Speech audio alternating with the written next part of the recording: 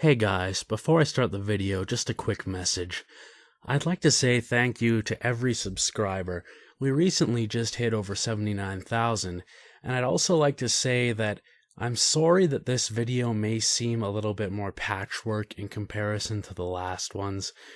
It's taken me quite a while to put this one together, but I would like to thank Corpse Husband for doing an amazing job on this video. He really just steals the show. Things around here haven't been going too well lately, but I'm really glad that this video actually got finished. And I'd like to say that the future of this series depends on the viewers sending in stories, as well as using the new subreddit called The Chills. I'll leave a link to that in the description. So without further ado, let's get on to the scary true stories.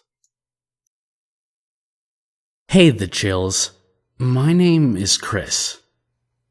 Here are some facts about me.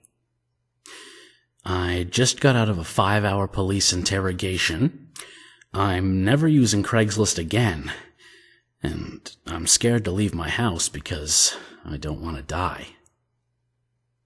I'll try to keep it brief, but we should start at the beginning. My new apartment only has my bed and my laptop in it. Otherwise, it's completely empty. I'm kind of embarrassed by that, so I don't have people over. Kinkos pays me very little, so I check Craigslist every few hours and hope to luck out with curb alerts. I was skeptical at first, but I picked up a couch and then a table a day or two later. I'm really happy to fill in some of the space, too, even if it is with an old lady couch. My friend Brandon drives a big F-250 truck, so I negotiated to feed him if he helps me grab furniture and haul it to my place. I don't bug him that much, and we go way back, so he agreed to help. I felt even more grateful because he's a bigger guy, and we can lift virtually whatever we need to into the truck.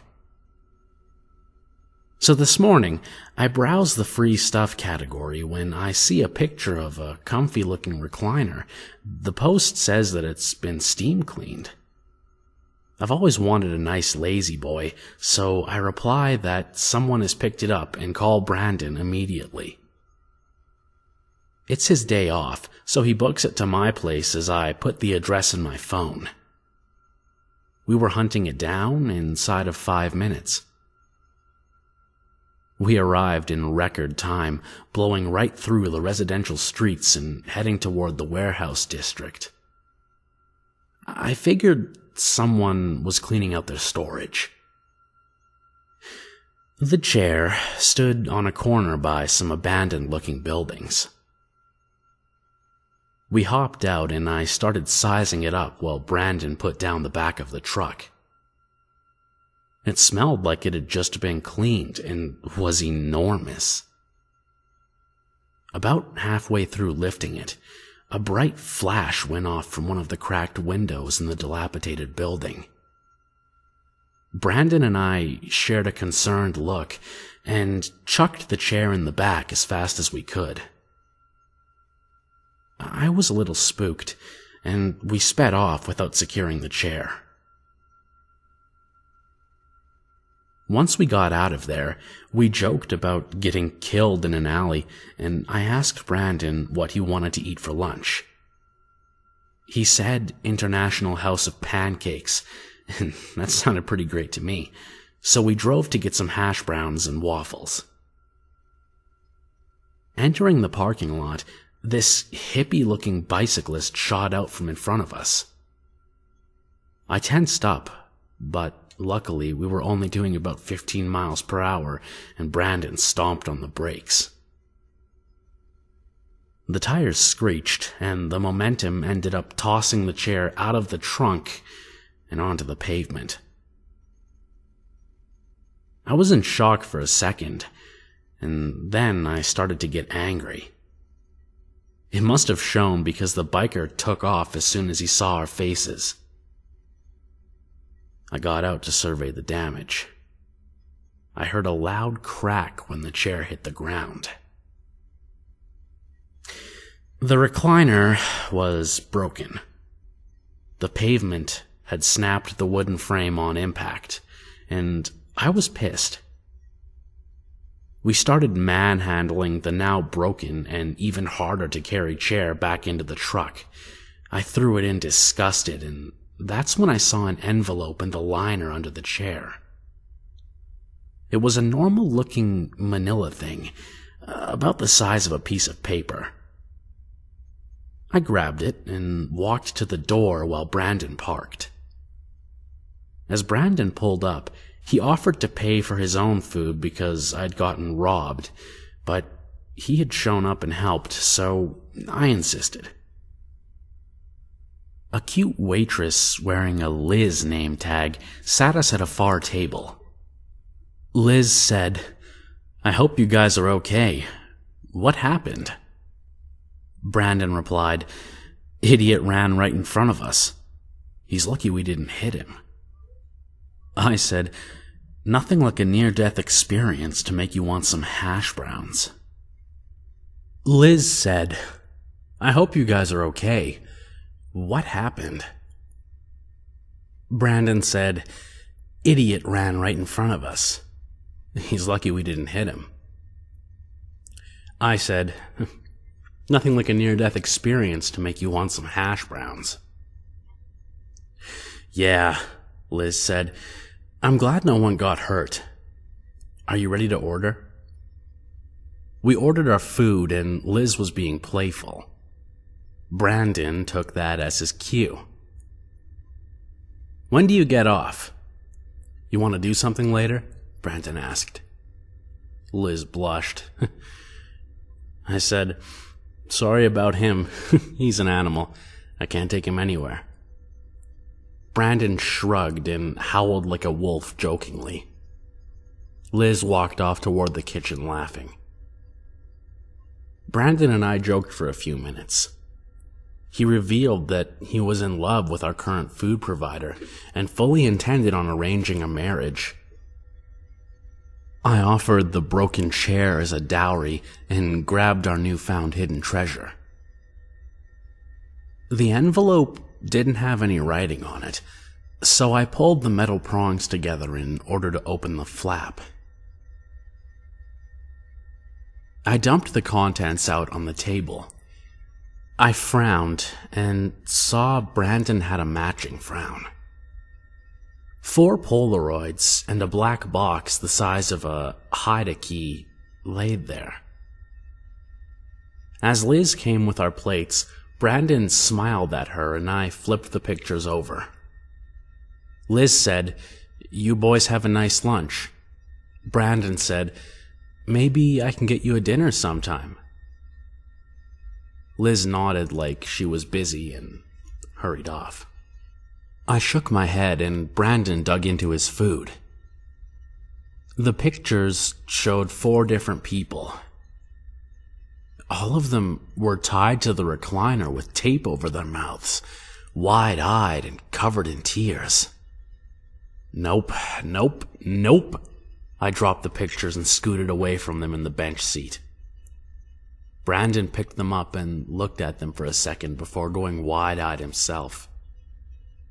His voice got really low and he slid them back towards me. "Chris, dude, these are all in different rooms." The black box thing only had a little watch battery compartment. I didn't want to break it, so I was going to wait to unscrew it until I got home. That's when the police car pulled into the parking lot. 2 officers walked in, and Liz nodded for a second. And they pointed their guns at us. Hands on their guns, they asked us to step away from the table and lay down on the floor. We immediately put our hands up and laid down on the filthy diner floor. IHOP floors smell terrible, if you've ever wondered that. The police handcuffed us and took us out to the curb outside, while the biggest of the two officers rambled off Miranda rights. The first cop, with the badge that said friendly, started in on us. Officer Friendly said, "Why do you have pictures of tied up people?" I responded with, "We found them in the chair in the trunk. We just picked up the chair." Officer Friendly asked where we got the chair, and Brandon told him, "We saw it on Craigslist. It was over by the old paper mill." Officer Friendly said, "And you two just took it?" I responded telling him it was a curb alert for a free chair. I needed a chair. Officer Friendly turned and started talking into his shoulder radio. Officer Valdez walked out of the IHOP shaking his head. He looked at us sharply. "You like picking on waitresses?" "We didn't, as far as I know." "You didn't say a bunch of stuff about hitting people, death, and how you were animals. You didn't howl at her like a wolf." Brandon shot up. "That is way out of context. We were joking, dude." Officer Valdez narrowed his eyes and said, "Do I look like one of your pals, dude? It's officer." They grilled us about the chair and the pictures a few more times. I tried to pull up the Craigslist post on my phone, but whoever posted it had removed it. A big white and blue forensics van rolled into the parking lot after a few minutes. 2 men holding little black briefcases got out. One sprayed the chair with something, and the other got out what looked to be a blacklight. The chair glowed in weird splotchy patterns. As soon as that happened, we got shoved into the back of a cruiser and taken to the police station a few blocks away. The cops got a lot rougher then, and I got shoved into a tiny room and handcuffed to a table. It stunk like piss, and couldn't have been bigger than about 6 feet. I don't know how long I was in there. It felt like forever, with just a tiny window on the door and that weird wire stuff in the glass that makes the diamond pattern. Eventually, a balding, older guy walked in. He had a friendly face. He sat down and just looked at me for a while. The guy said, "I'm Detective Bradley. I've been assigned the missing persons case involved with this.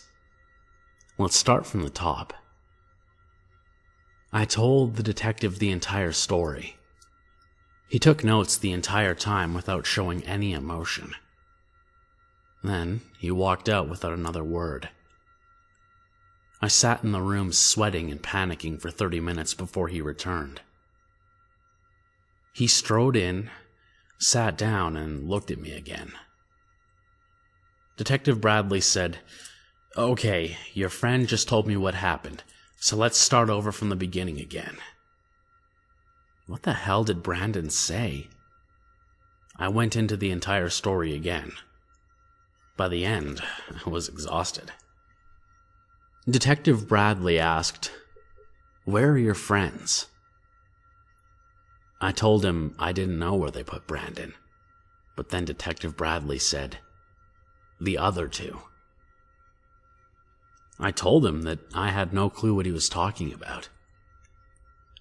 Detective Bradley said, "I have 2 guys holding a picture of my missing person tied to a chair, the bloody chair, and a box with 4 sets of prints found, none matching my guy. Where are the other 2 people?" "I have no idea.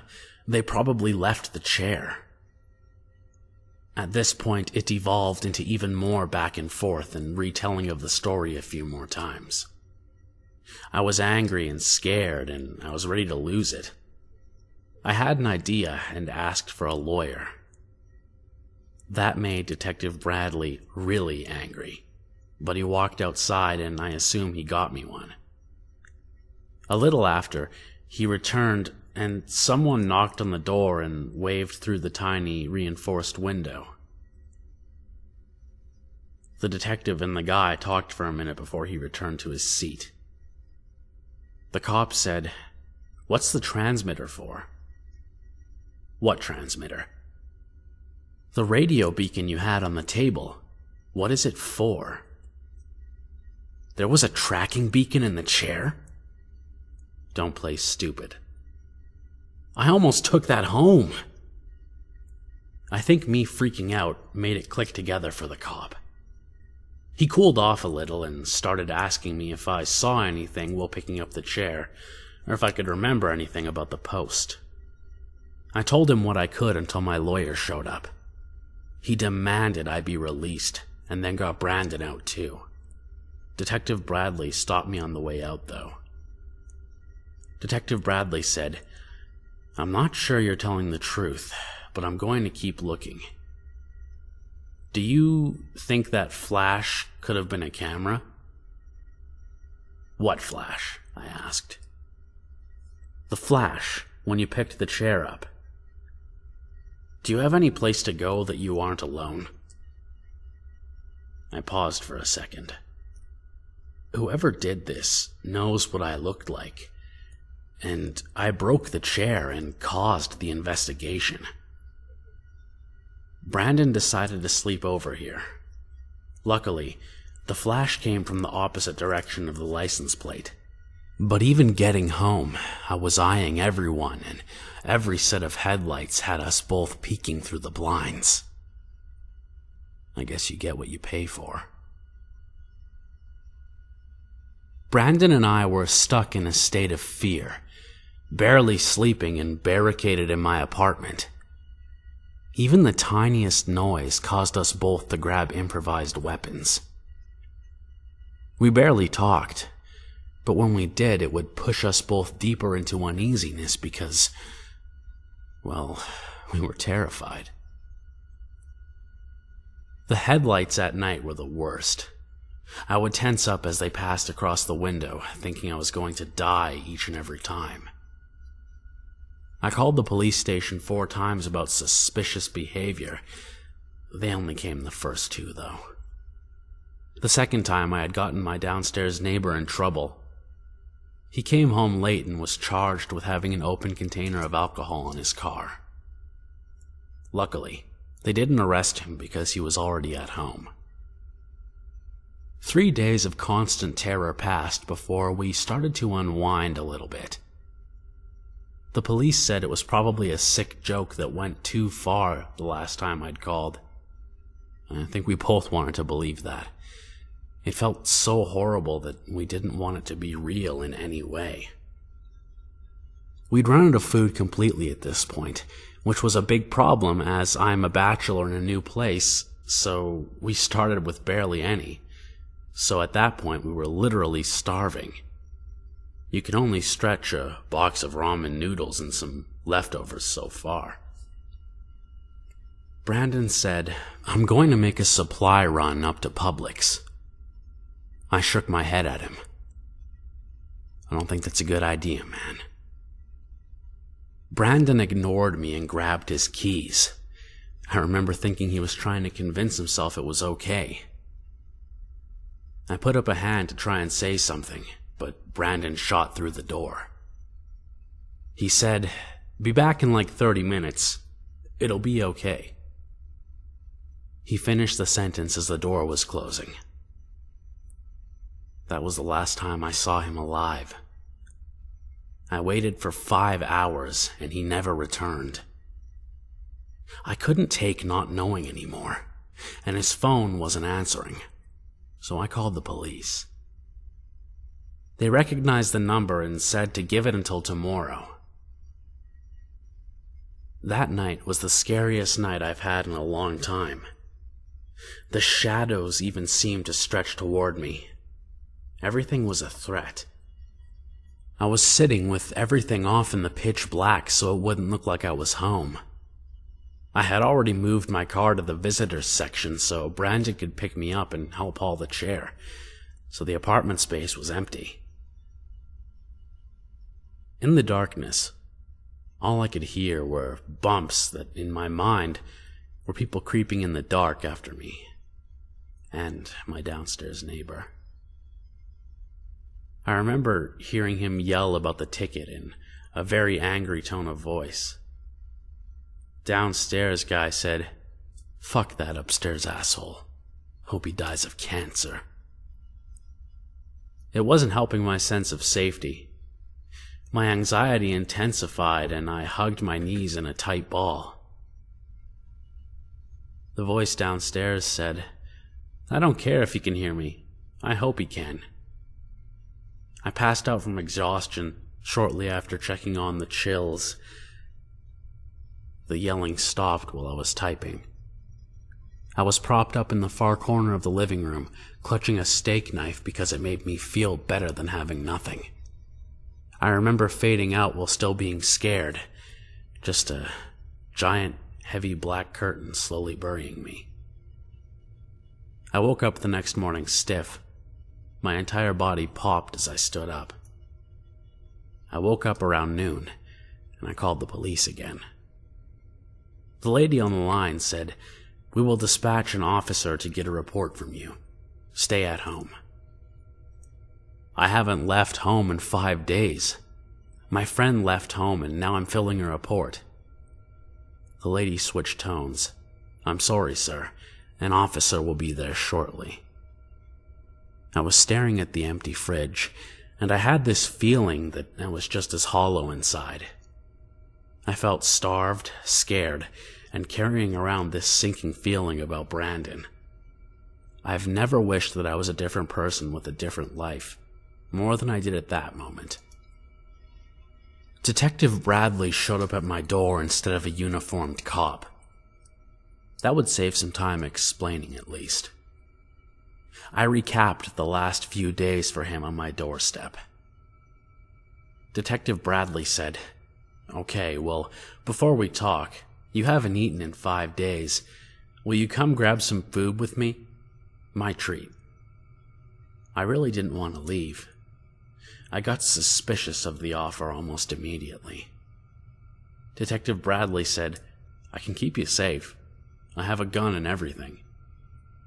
I tensed up when he mentioned it. Detective Bradley said, "Oh, I get it."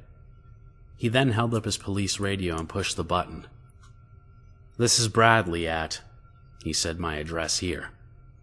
"I'm going to need a few minutes for the interview." Then he turned to me.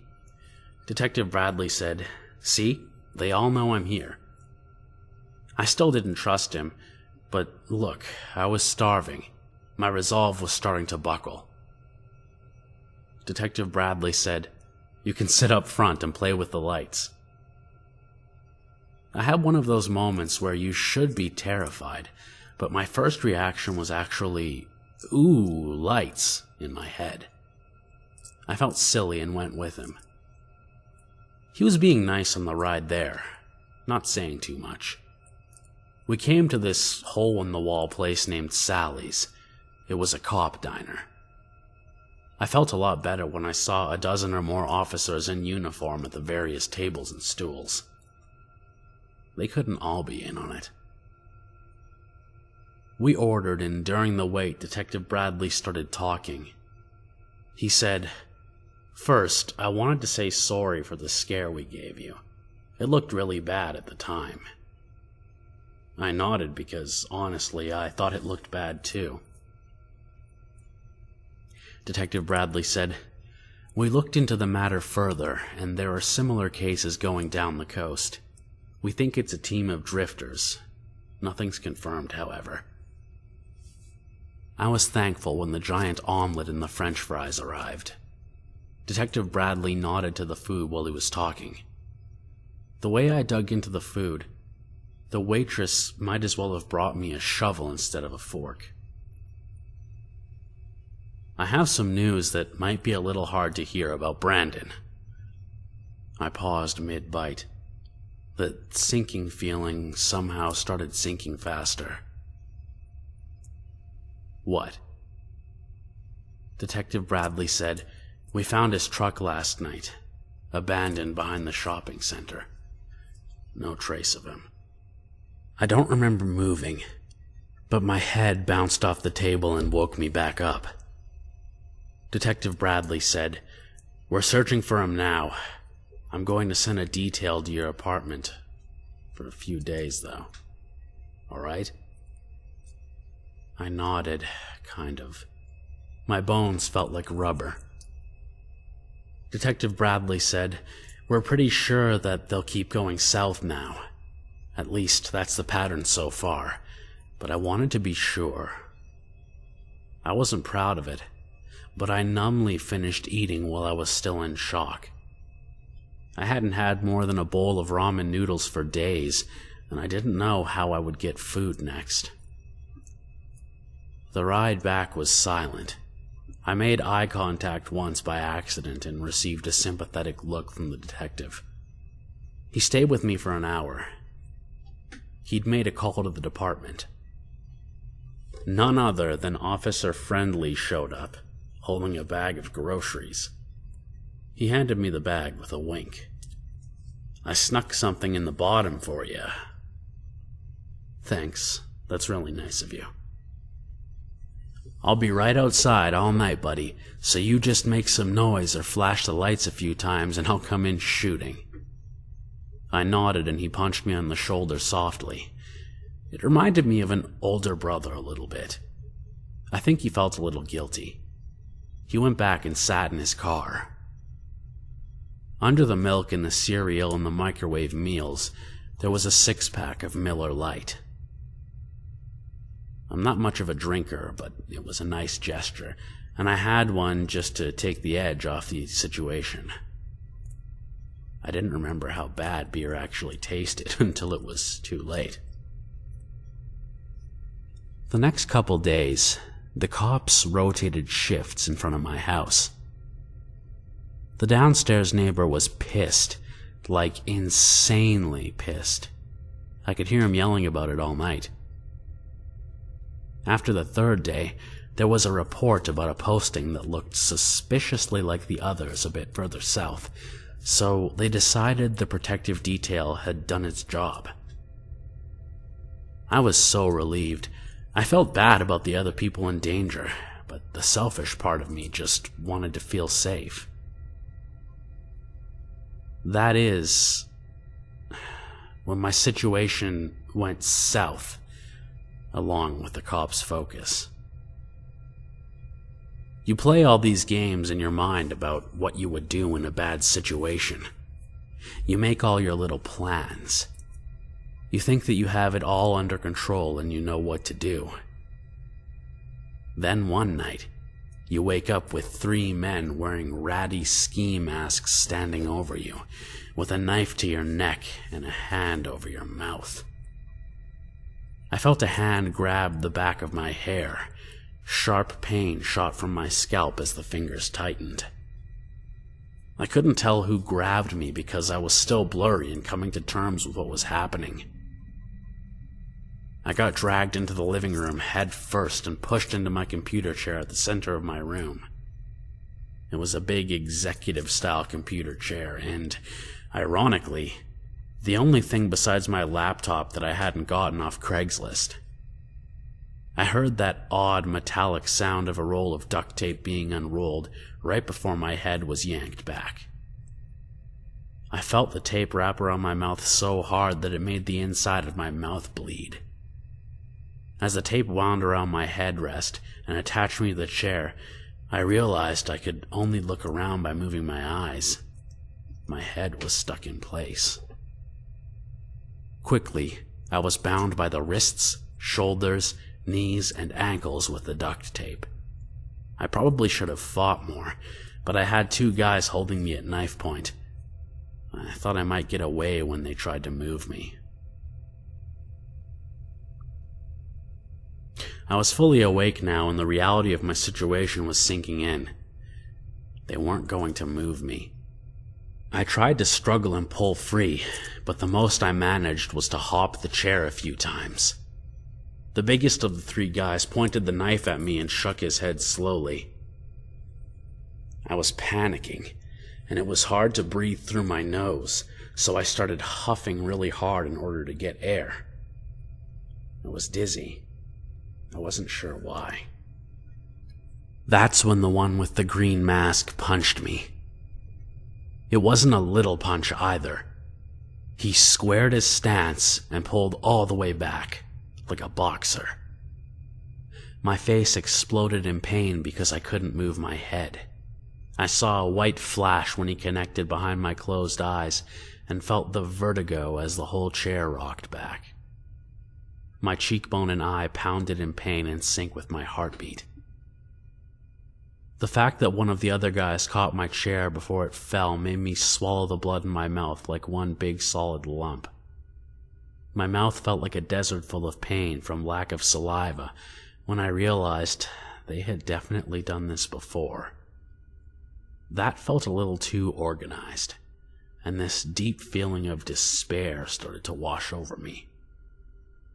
I tried to jerk out of the chair again, but the tape held me trapped. This time, the bigger guy with the hunting knife started poking me with the tip of the knife, in the arm at first, and then the chest. He was smiling as I tried to squirm away from the point. He was putting tiny holes all over me that burned as the air hit them. The worst part was he kept acting like he was going to push it deeper and then wouldn't. This seemed to amuse all three of the monsters. My vision blurred a little, and I realized I was crying. I was starting to realize that I was really going to die in this stupid computer chair. Breathing was getting difficult too. My nose was starting to clog with snot. I tried to yell for help, but the tape muffled the sound so that my cry was too small to do much of anything. The smaller guy in the group walked over to me and stared me right in the eyes. His eyes were way too light. That creepy, almost white blue. I couldn't look down too well, but through the numbness of the tight tape, I felt him touching my hand. He never broke his stare. My pinky exploded in pain. I couldn't move it. He slowly smiled and stepped back.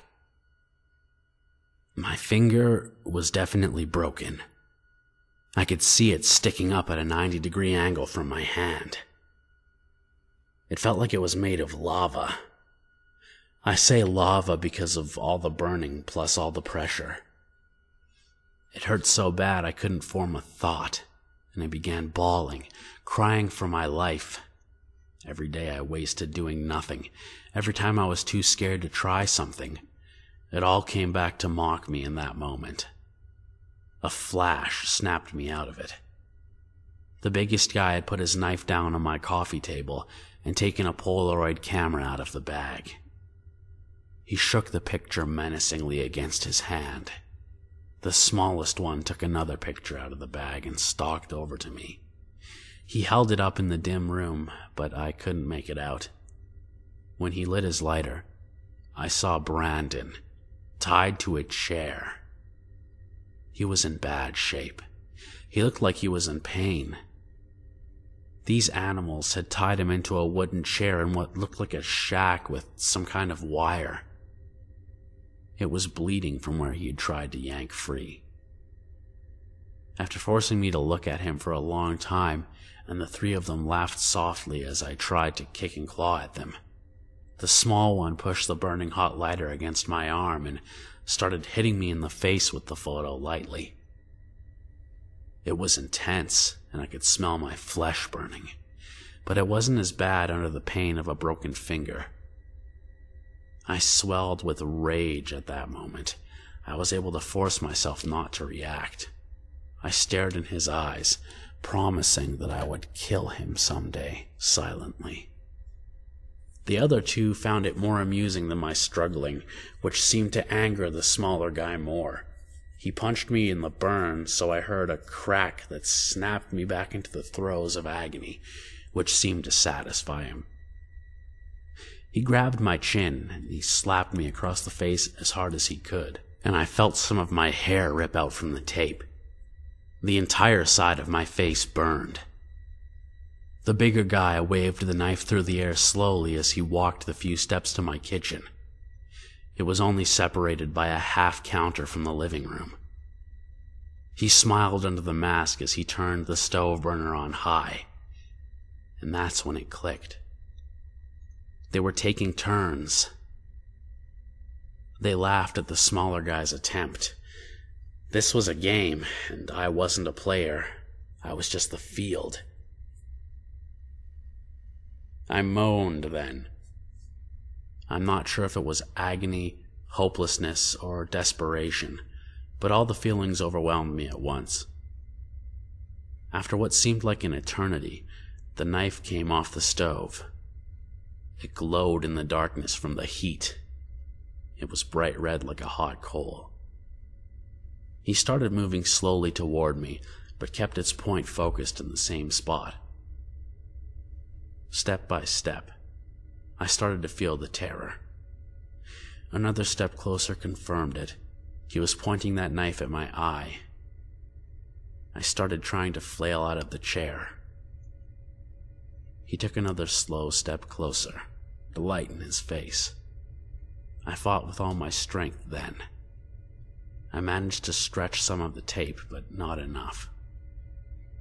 The knife was an inch away from my eye. I couldn't stop blinking from heat.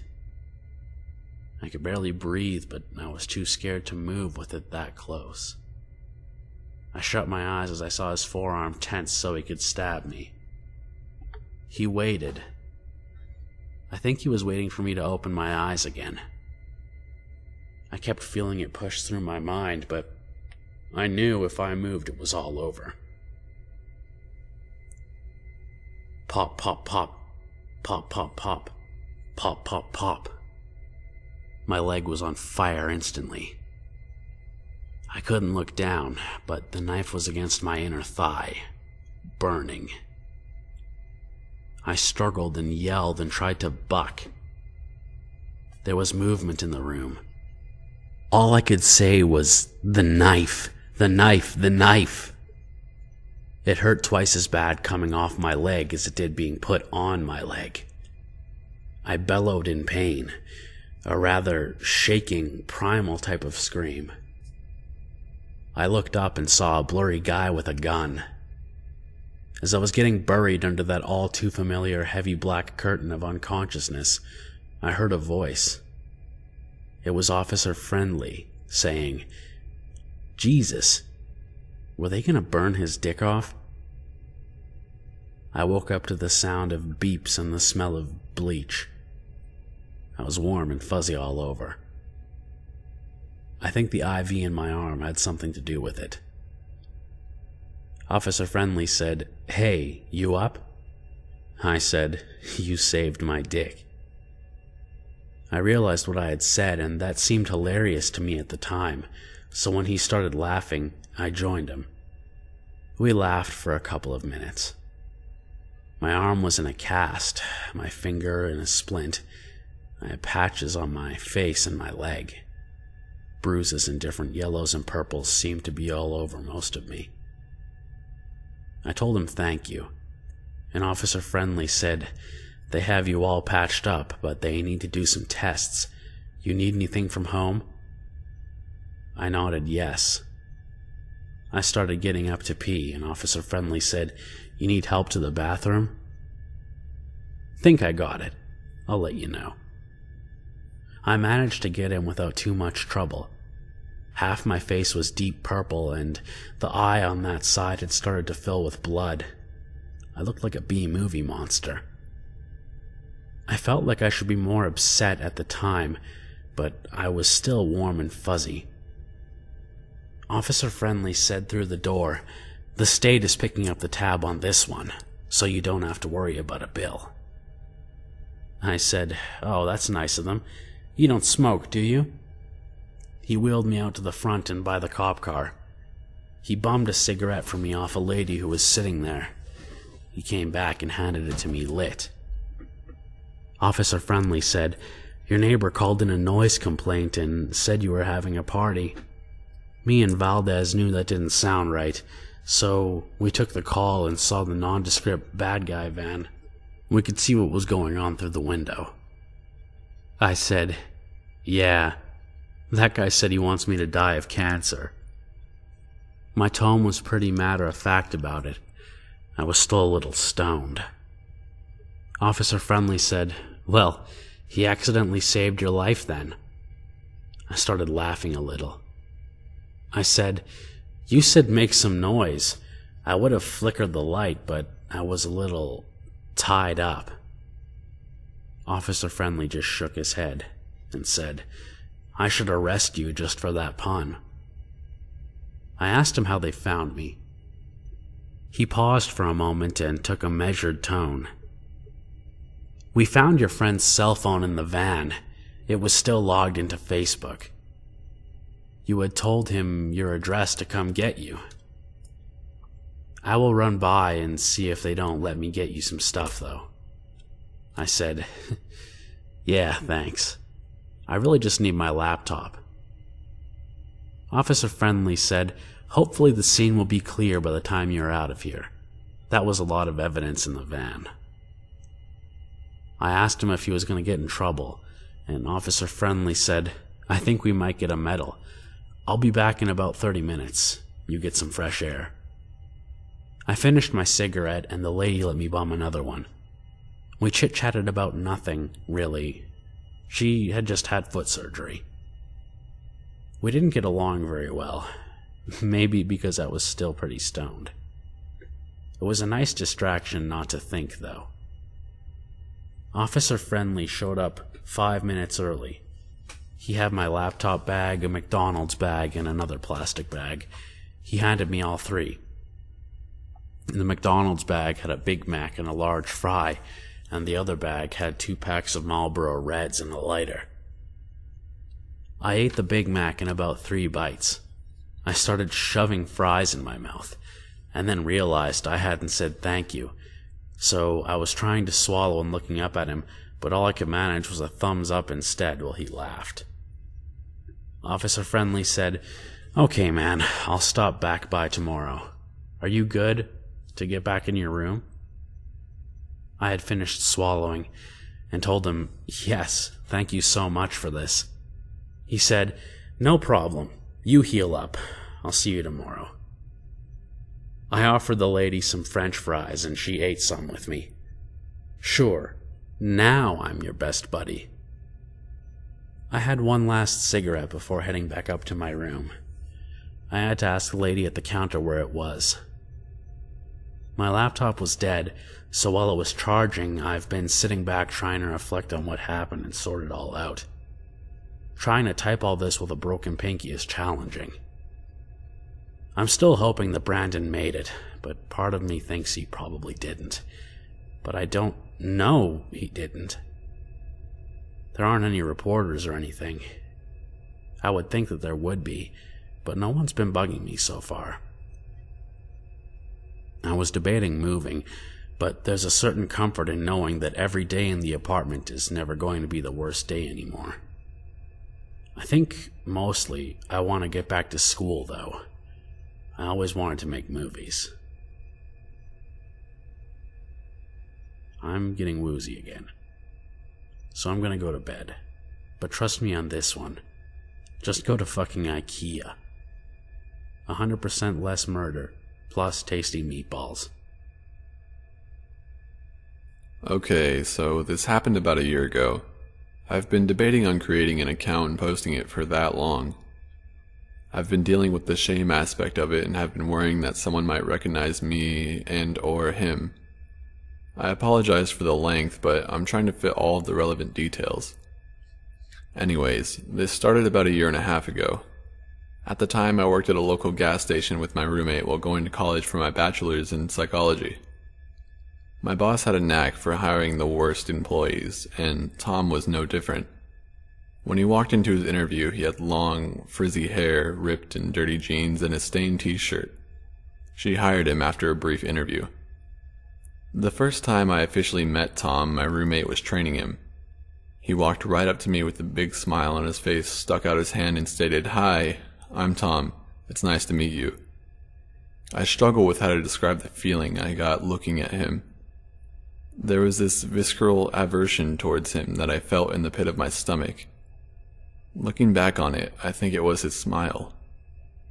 It seemed predatory. Red flag number 1. This is the first time I've ever encountered such a feeling in my life. I tersely said, "Yup," and brushed by him quickly. In that moment, I had decided to stay as far away from him as humanly possible. Unfortunately, this was not exactly possible because we worked together.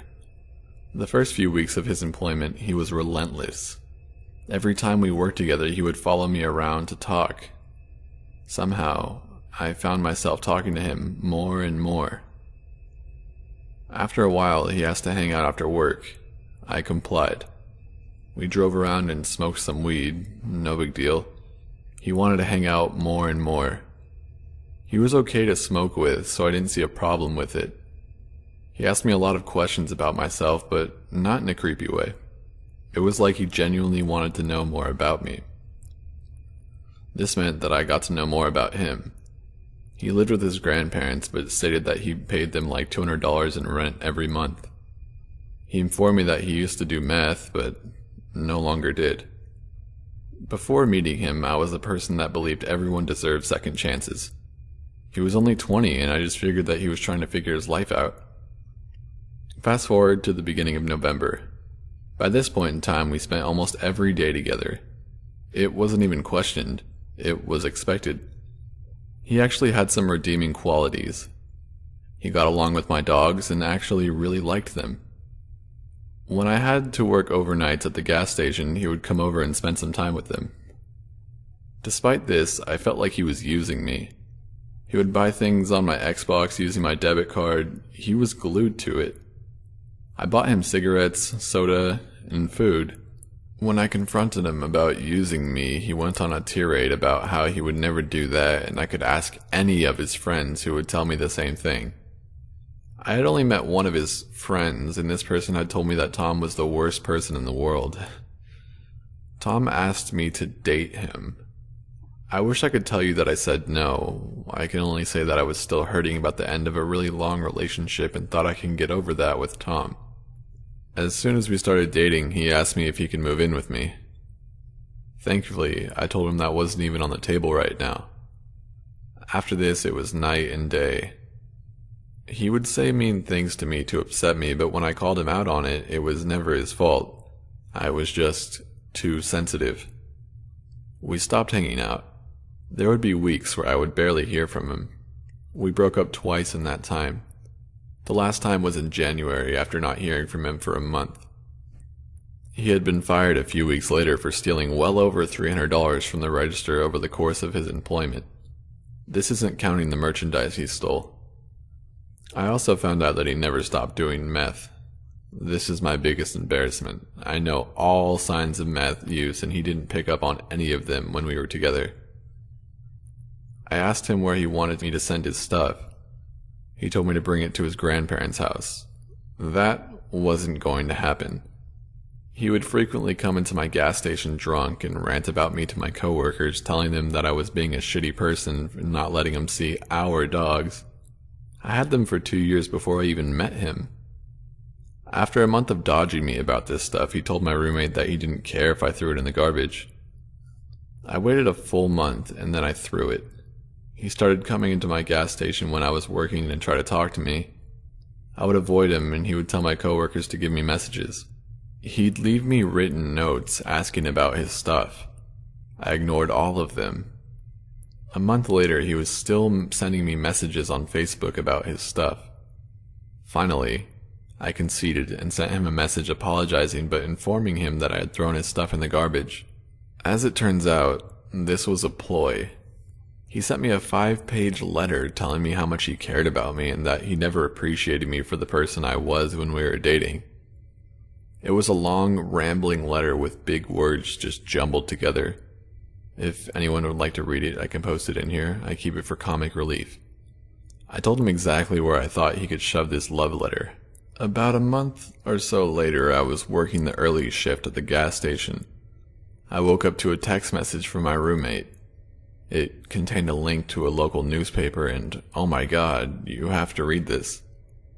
The link was a news article talking about how Tom and his brother had taken a random man out on a gravel road, shot him 5 times at close range, and stole his wallet.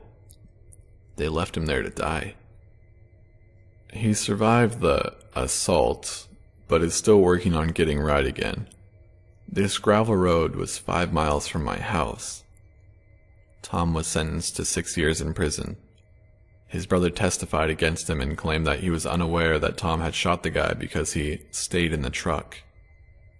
A few months after the brother was released, he murdered an elderly couple, stole their guns and cars, and then burnt their house down.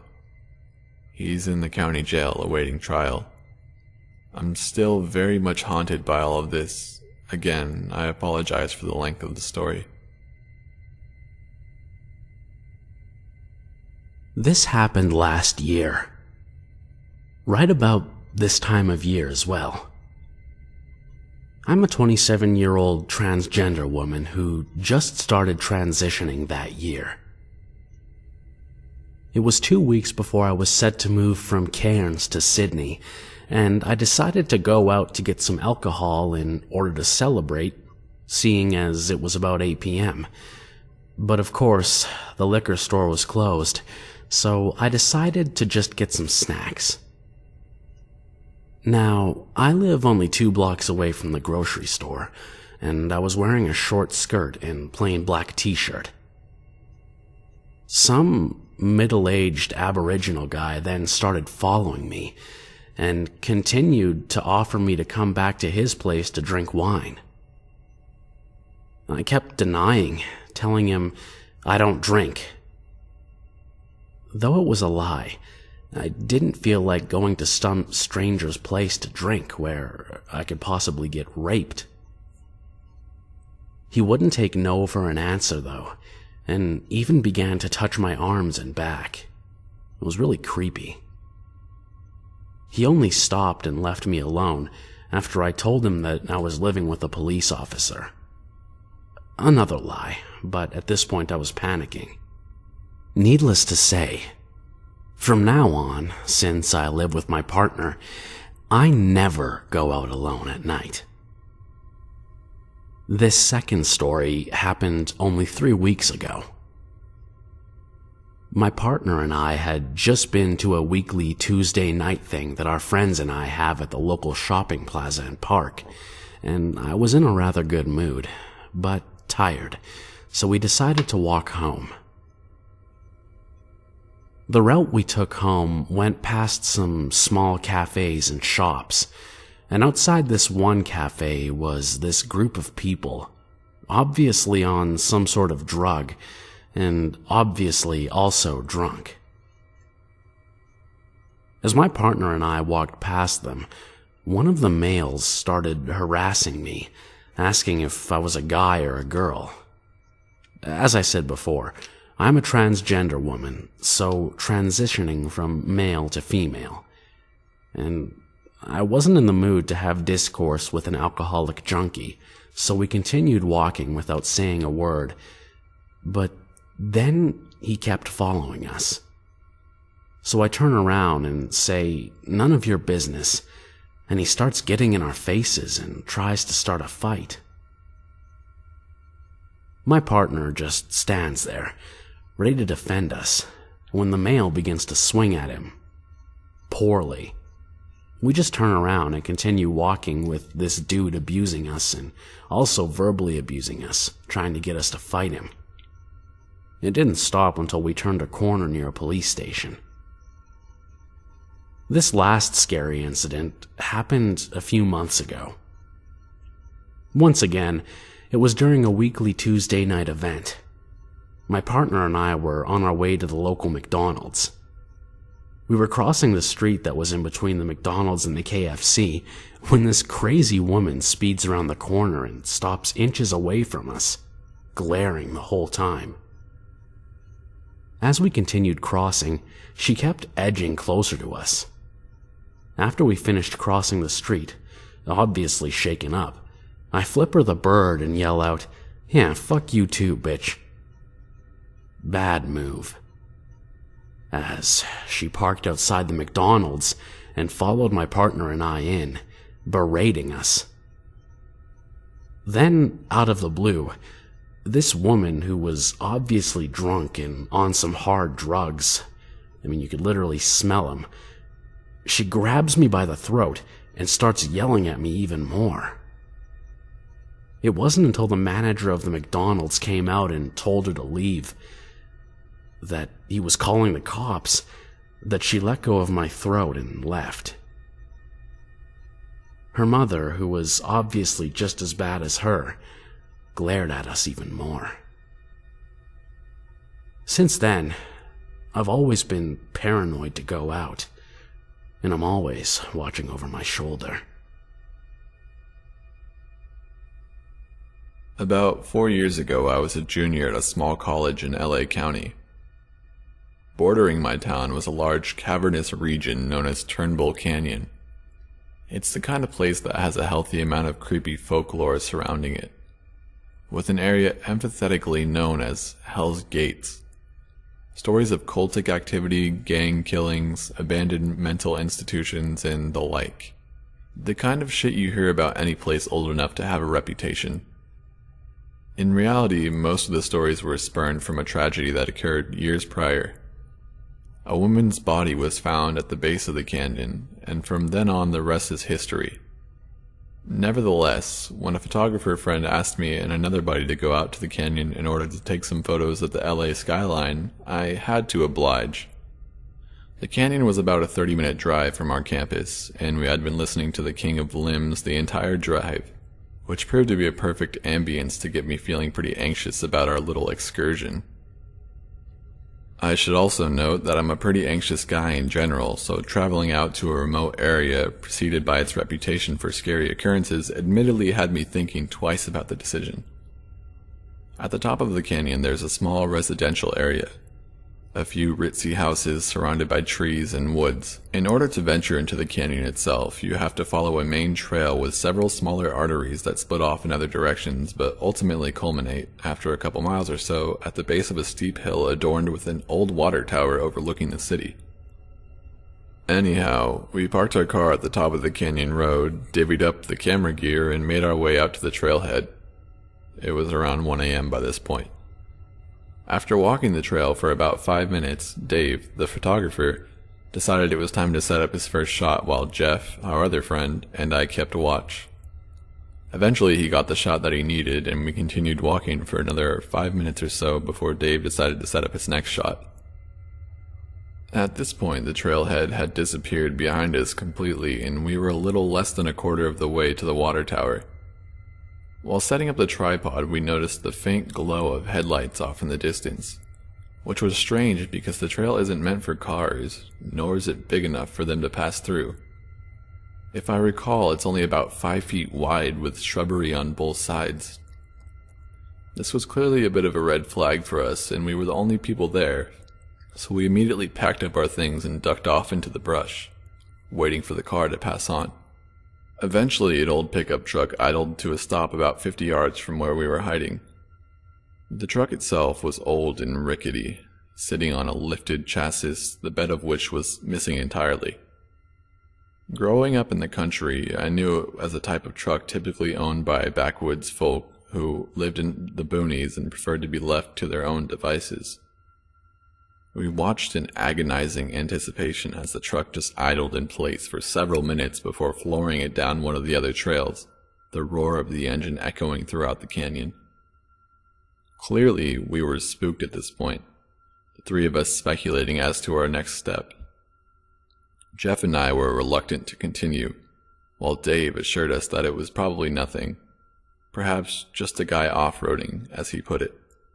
So with great reluctance, Jeff and I trudged on behind Dave toward the water tower to get his final shots. Nevertheless, I couldn't shake the feeling that something was off about the truck.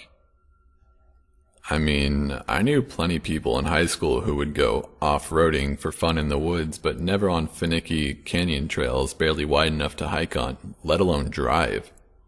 It just didn't sit right with me. After walking without interference for about an hour, we finally made it out to the water tower, climbed the hill to the top, and took in the view of the city. Dave, once again, started setting up his equipment while Jeff and I stood on both sides of the water tower, keeping watch just in case the truck came back. Nothing. At this point, it's around 3 a.m. Dave decides that he's got all the shots he needs, so we pack up our equipment and commit to heading back before it gets too late, seeing as how all of us have classes in just a few hours. Just as we're preparing to descend the hill, the truck comes roaring out of the canyon below us, back onto the trail, at which point the driver attempts to climb the hill, revving the engine loudly. Scared shitless, the three of us slide under the top of the hill into the brush, clinging to plants and rocks. As the truck finally made it atop the hill, slowly driving around the tower, we could see the glow of the headlights each time it circled above us. After waiting for nearly 10 minutes, while also not trying to make any noise, the truck eventually descended the hill, stopping in the middle of the trail not more than 100 yards away. We watched as a scruffy man, mid-50s, stepped out of the idling truck and into the glow of its headlights, moseying around while looking at the ground. He then knelt down looking at something in the dirt, surveying the area intently. As he did so, it became increasingly apparent that he was tracking something. Our footprints. This next part still chills me to the bone. As my friends and I huddled together watching in complete horror, another man wearing a long, dark parka emerged from the brush, right where we had been hiking, joining the other men at his side. Apparently, he had been out the entire time we were walking the trail, just watching us, following behind at a safe distance. The two of them talked for a long while, but we couldn't hear a word. They continued scanning the area, looking at our footprints, but eventually got in the truck and drove off down one of the forks in the trail. We sat in silence for a long time, waiting nearly 2 hours just to ensure the coast was clear. At which point we made like hell back to the car, down the canyon and back to our campus, just in time for class. I have no idea who those men were or why they were tracking us, and I have no desire to know. So on that note, let's not meet again. So, this was probably a year ago, in October. I just moved into my current place and was having a smoke outside my house. Around my area are mostly little houses like mine, with a small patch of woods in front of my house. In between my street and the woods is another small street about 250 feet away.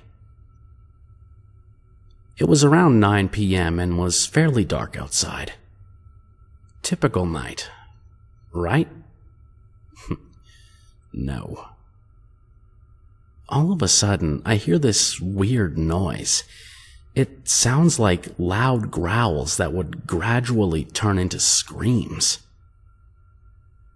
Sounded kind of far away, but I was still freaked the hell out nonetheless. I was on alert and standing completely still, trying to figure out what the fuck it could be. Then I see it. It was a man in his pajamas about 400 feet away.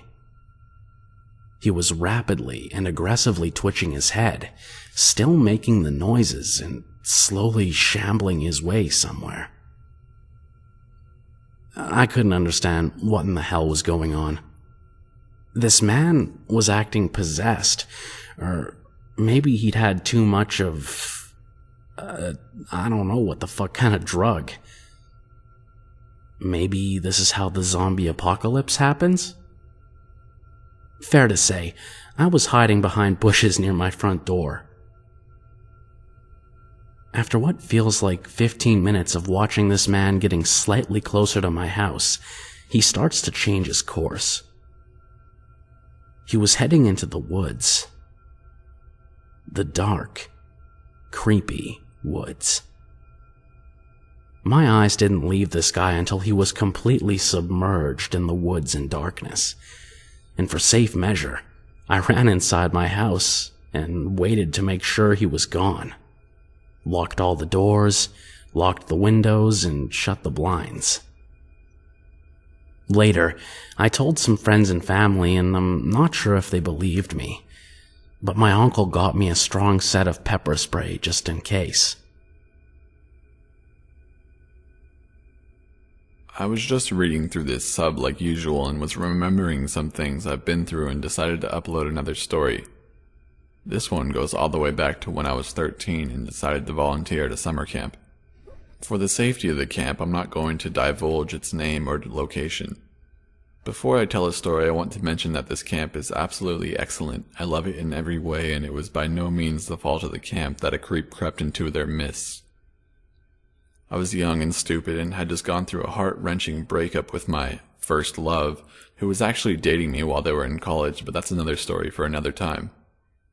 I decided to ease the pain by volunteering at a camp. The first day I got there was prep day. We went into all of the not yet present guest houses with cleaning supplies and soaps and prepped their rooms for them. We all figured out our positions on the staff team. We broke up into groups and we all settled down so one of the camp leaders would give us a run-through on the week. It was all pretty typical stuff. Times that meals would be at, times that events would be at, times. But on the last day, which was a Sunday, staff and visitors alike were going to go up to a steep mountain where staff would wish the guests well and thank them for coming. It was like a big goodbye ceremony with music and a little personal speeches from guests. Pretty cool. I was so interested to see what was up on that mountain because everyone said that it was mighty rad, but the way to get there was kind of scary on your own. The mountain was entirely swathed in trees. The only thing interrupting the foliage was the dirt road streaking up the incline, and it was probably a good 1.5 miles to get to the top. Also, we weren't really supposed to go up there until the end of the week, so I just let it go and decided I would see what it was like when we all went up together. Cue day 2. I'm working outside at a recreation post and I'm drawing with chalk because I'm tired of just watching kids. Sorry, I was 13. What did you expect? Suddenly, I'm aware that there's this quiet breathing sound behind me, and I look up. There's a guy looming over me, maybe 15 or 16 years old. As if to explain himself, he quickly offers, "I was watching you draw. You're a good artist."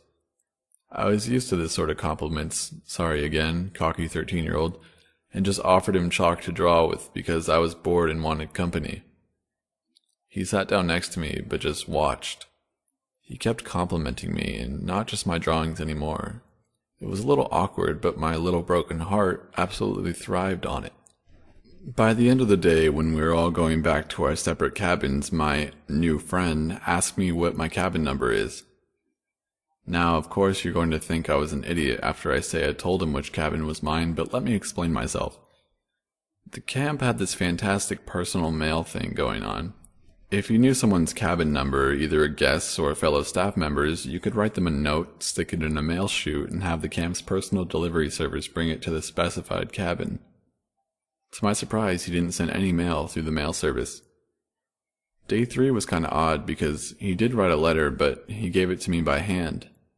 He said, "Write me a reply, but don't send it in the mail," and just stood as I opened the letter. It had details about what I had been doing yesterday, things I did while I thought he wasn't around, and it also said I was the most stunning person he had ever met. He complimented my smile, my laugh, my eyes, my body. I was torn between flattered and flabbergasted. It was so weird, but I responded to his letter by hand as per request and just wrote a brief thanks. It was on that day he started trailing me mercilessly. Whenever I had free time, he would hunt me down and ask me what I was doing. Early evening of day 3, and I was really concerned about his motives. He asked me if I wanted to go swimming with him. I asked if I could bring my friends, and he said, "No, just you and me." So I told him I actually wasn't feeling well and that I was going to my cabin to sleep it off. Now, I shared a cabin with a few friends. Since I was young, and so were my friends, we were all positioned under one group leader who oversaw us, and we all slept in the same tiny, cramped cabin. I went back to my cabin, and to my dismay, all of my friends were getting ready to go to the pool. I had just spent almost all day without seeing my friends and without total freedom, and this was the only time I would have with them just for a day. For a super young teen, this is a really big deal. You should join us. I honestly wanted to hang out with him after not seeing them all day, and I had just told that creep I wouldn't be going to the pool anyway, so I obliged. I was only in the pool for about 15 minutes when I spotted that creeper guy squinting through the chain link fence. I have no idea if he knew I was there or if he was just looking for me, but I wasn't going to wait to find out. I got out of the pool and ran through the bathrooms, and my friends went after me. They asked what was wrong, and I told them about the creeper guy, and they said I should just tell him to go away. After the incident, I did as my friend suggested and told the guy to go away the next day. That only made him more clingy. Every time I stayed somewhere or hung out somewhere, he was there. He followed me constantly and would just stare and breathe heavily when I went places. I even talked to my group leader, who essentially went and told this kid to fuck off. Then something interesting happened. It was day 6 of the week and I was cooling off on a bench under a tree. I needed some space, so I was by myself. That's when the creeper dude came up to me.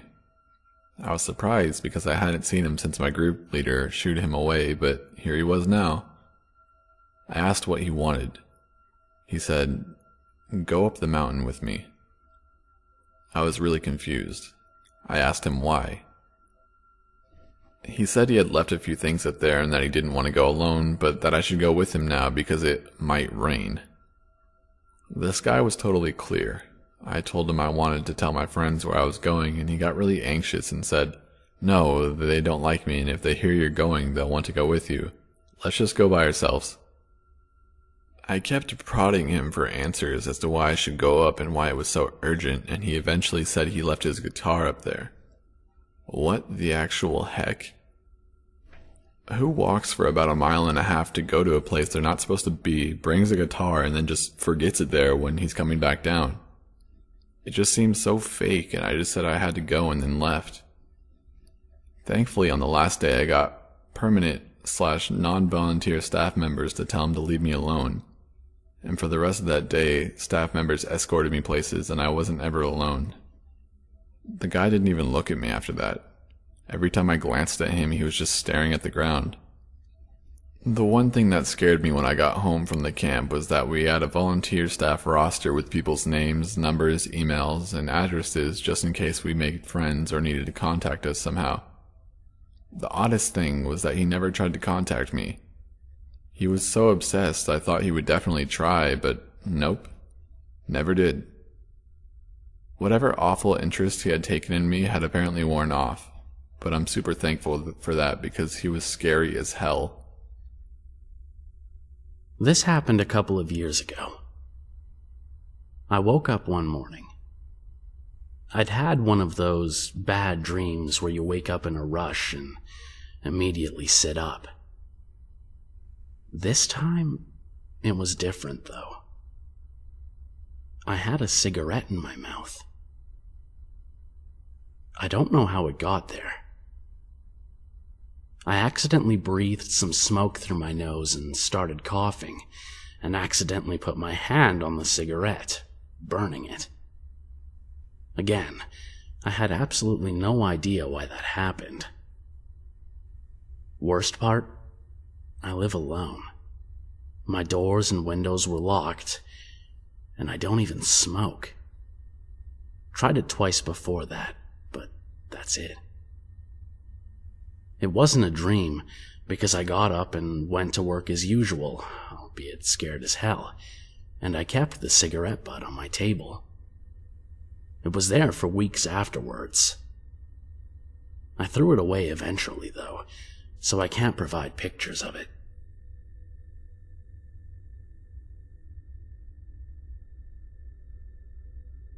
This happened a few years back when I was 19 or so. I was living at home with my mom at the time. I love a cold room, so my bedroom window tends to be open 24/7. At the time, I never closed my blinds either. I liked the cool breeze. One particular rainy day, I was at my girlfriend's house.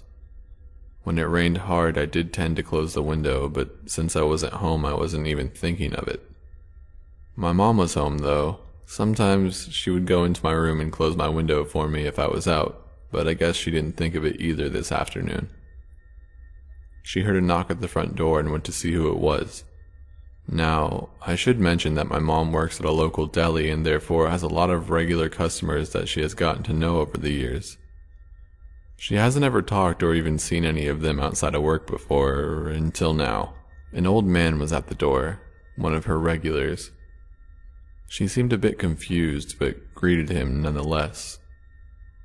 He stopped by to tell my mother that my bedroom window was still open. "You forgot to close your son's window," he said.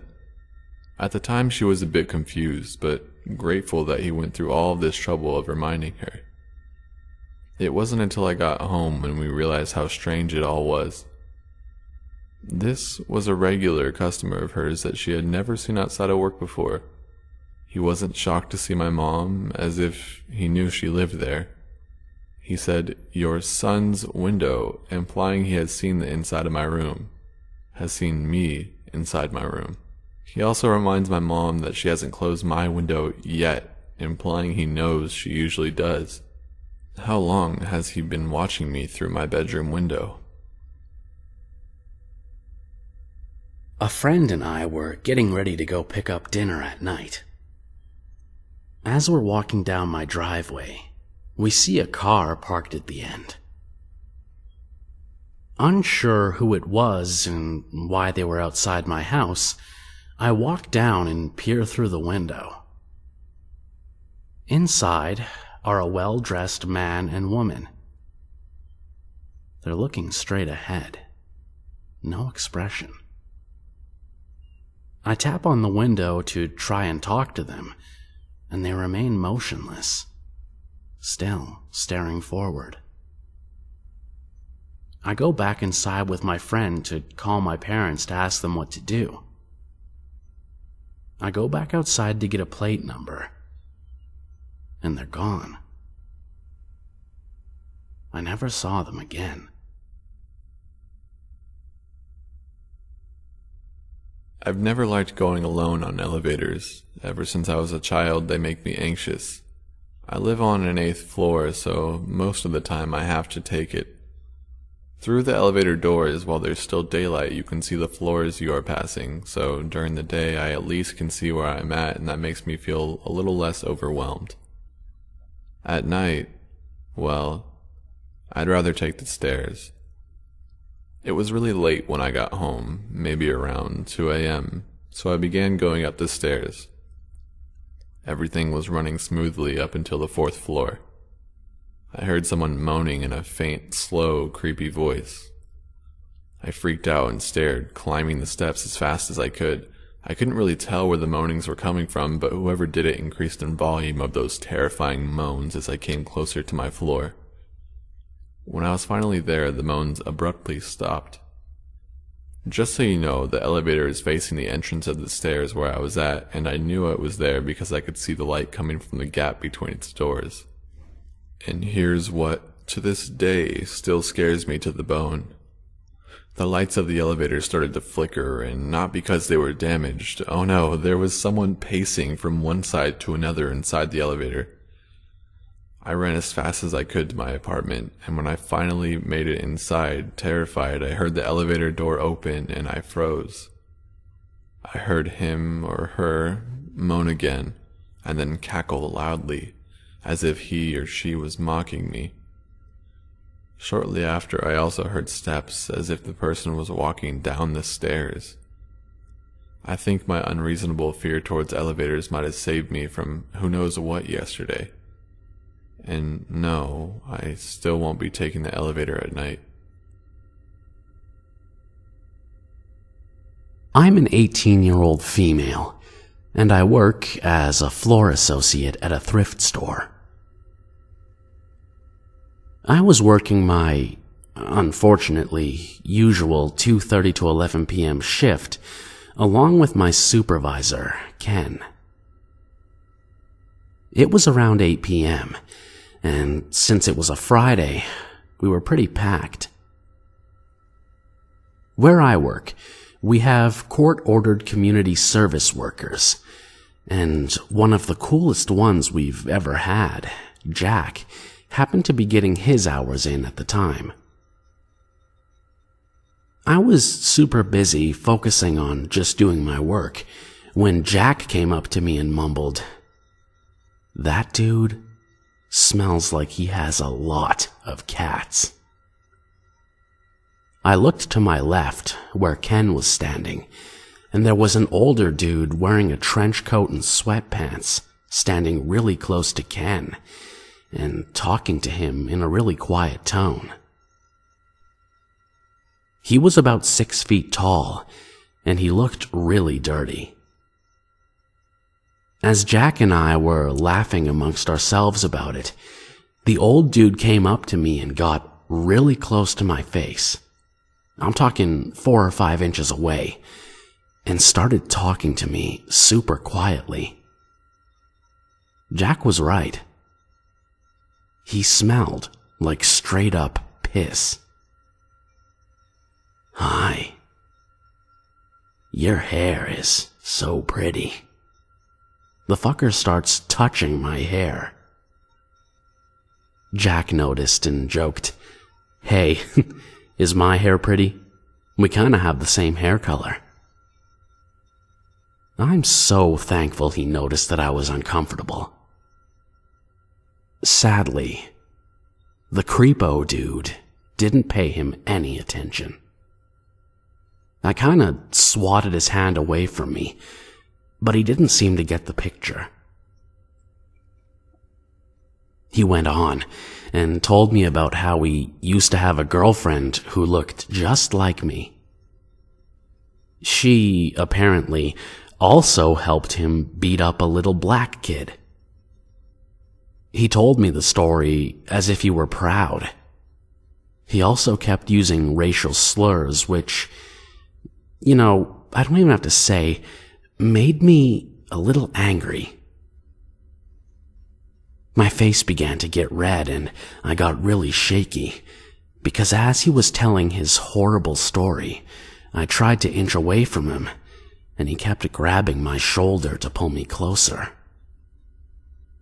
Luckily, Jack was hovering around me the whole time, until he went to go get the head manager, Kelly, who was basically on the other side of the store. I managed to somehow get away from the creep, but not before he got a good look at my name tag and shook my hand, telling me how pleasant it was talking to me.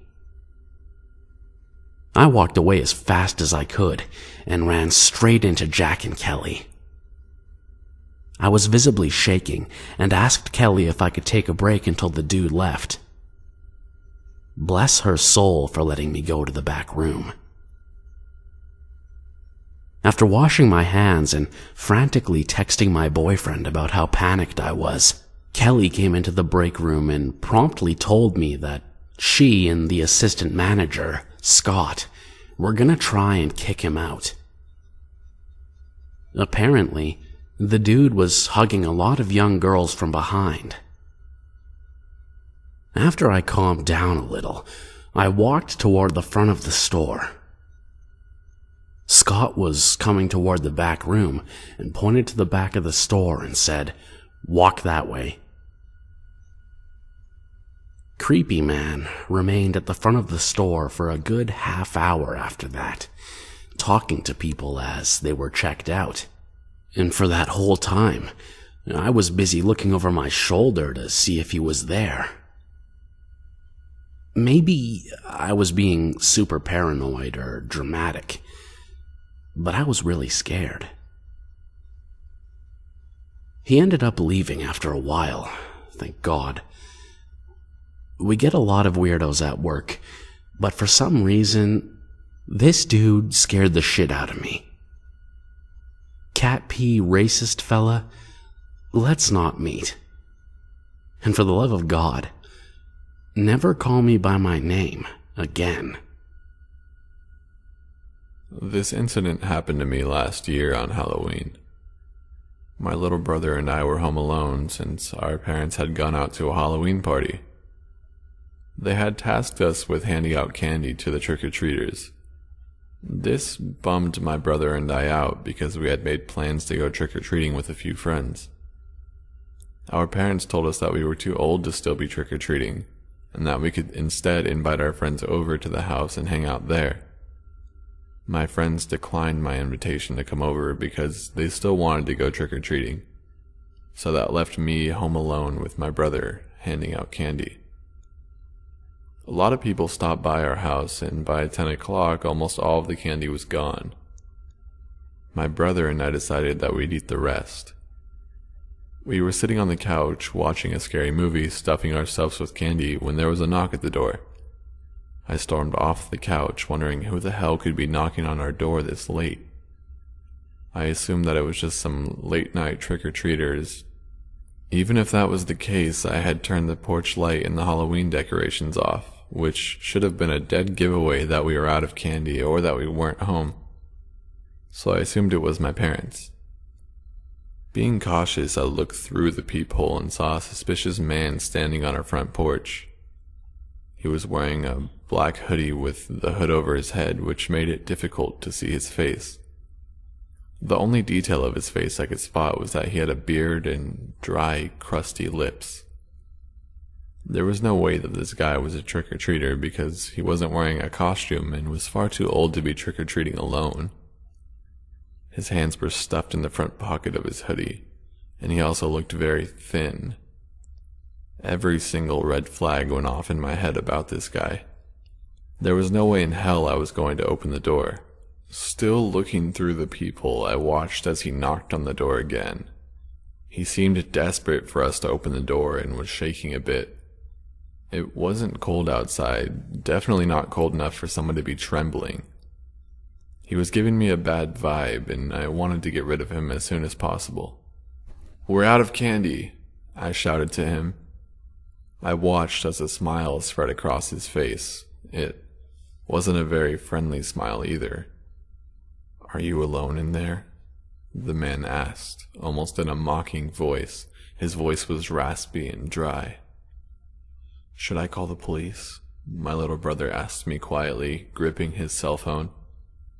The man let out a low grumble and said, "Sounds like you're not alone in there." I continued to watch him through the peephole. His hands were still wedged tightly in his pocket and he was still shaking a bit. I began to wonder if he was armed. I decided to take action and spoke to him in the most intimidating voice I could. "Get the fuck away from my house or I'll call the police," I shouted. His smile faded and he bared his teeth. His teeth were piss yellow, and I concluded that he was probably some homeless crackhead. He had a look of fury plastered on his face. Fortunately, he left without trying to break in, probably because he knew I wasn't fucking around with him. I didn't stop watching him through the peephole until I saw him completely off of our property. My brother and I breathed a sigh of relief and decided not to call the police. My brother and I were a bit paranoid after this and watched TV until our parents came home. We didn't tell them about the man since he hadn't really tried to harm us. Now when I think back to this, I wish we had called the police because maybe we would have been able to prevent a murder. You see, the next day we found out that the elderly woman who lived a few houses down from us had been brutally murdered. Her neighbor had found her lying on her front porch, covered in blood. She had been stabbed multiple times in the chest and neck. My brother and I immediately knew who had done it, and we told the police what we knew. They couldn't do much from the information we had given them since we hadn't seen many details of his face. They went on the hunt for the man, but never caught him. I blame myself for that poor old lady's murder because I could have prevented it from happening just by calling the police. I think the most disturbing thing of all is the fact that he didn't take anything from the old lady's house. Her house had been left untouched, but he could have gone in and taken what he wanted since her door was wide open. This means he just wanted to kill.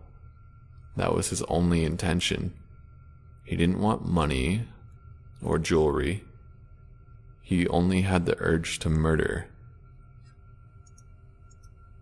When I was little, I would always sleep with my door open.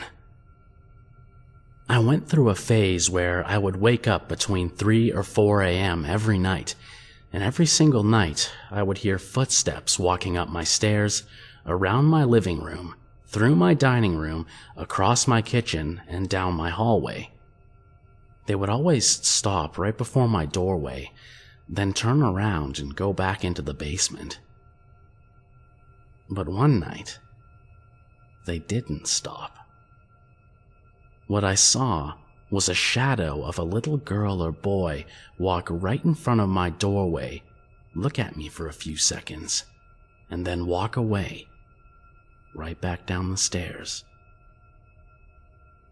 I slept with the door closed the next night. When I was in high school, I babysat on the odd occasion for a family I'd known since I was pretty young.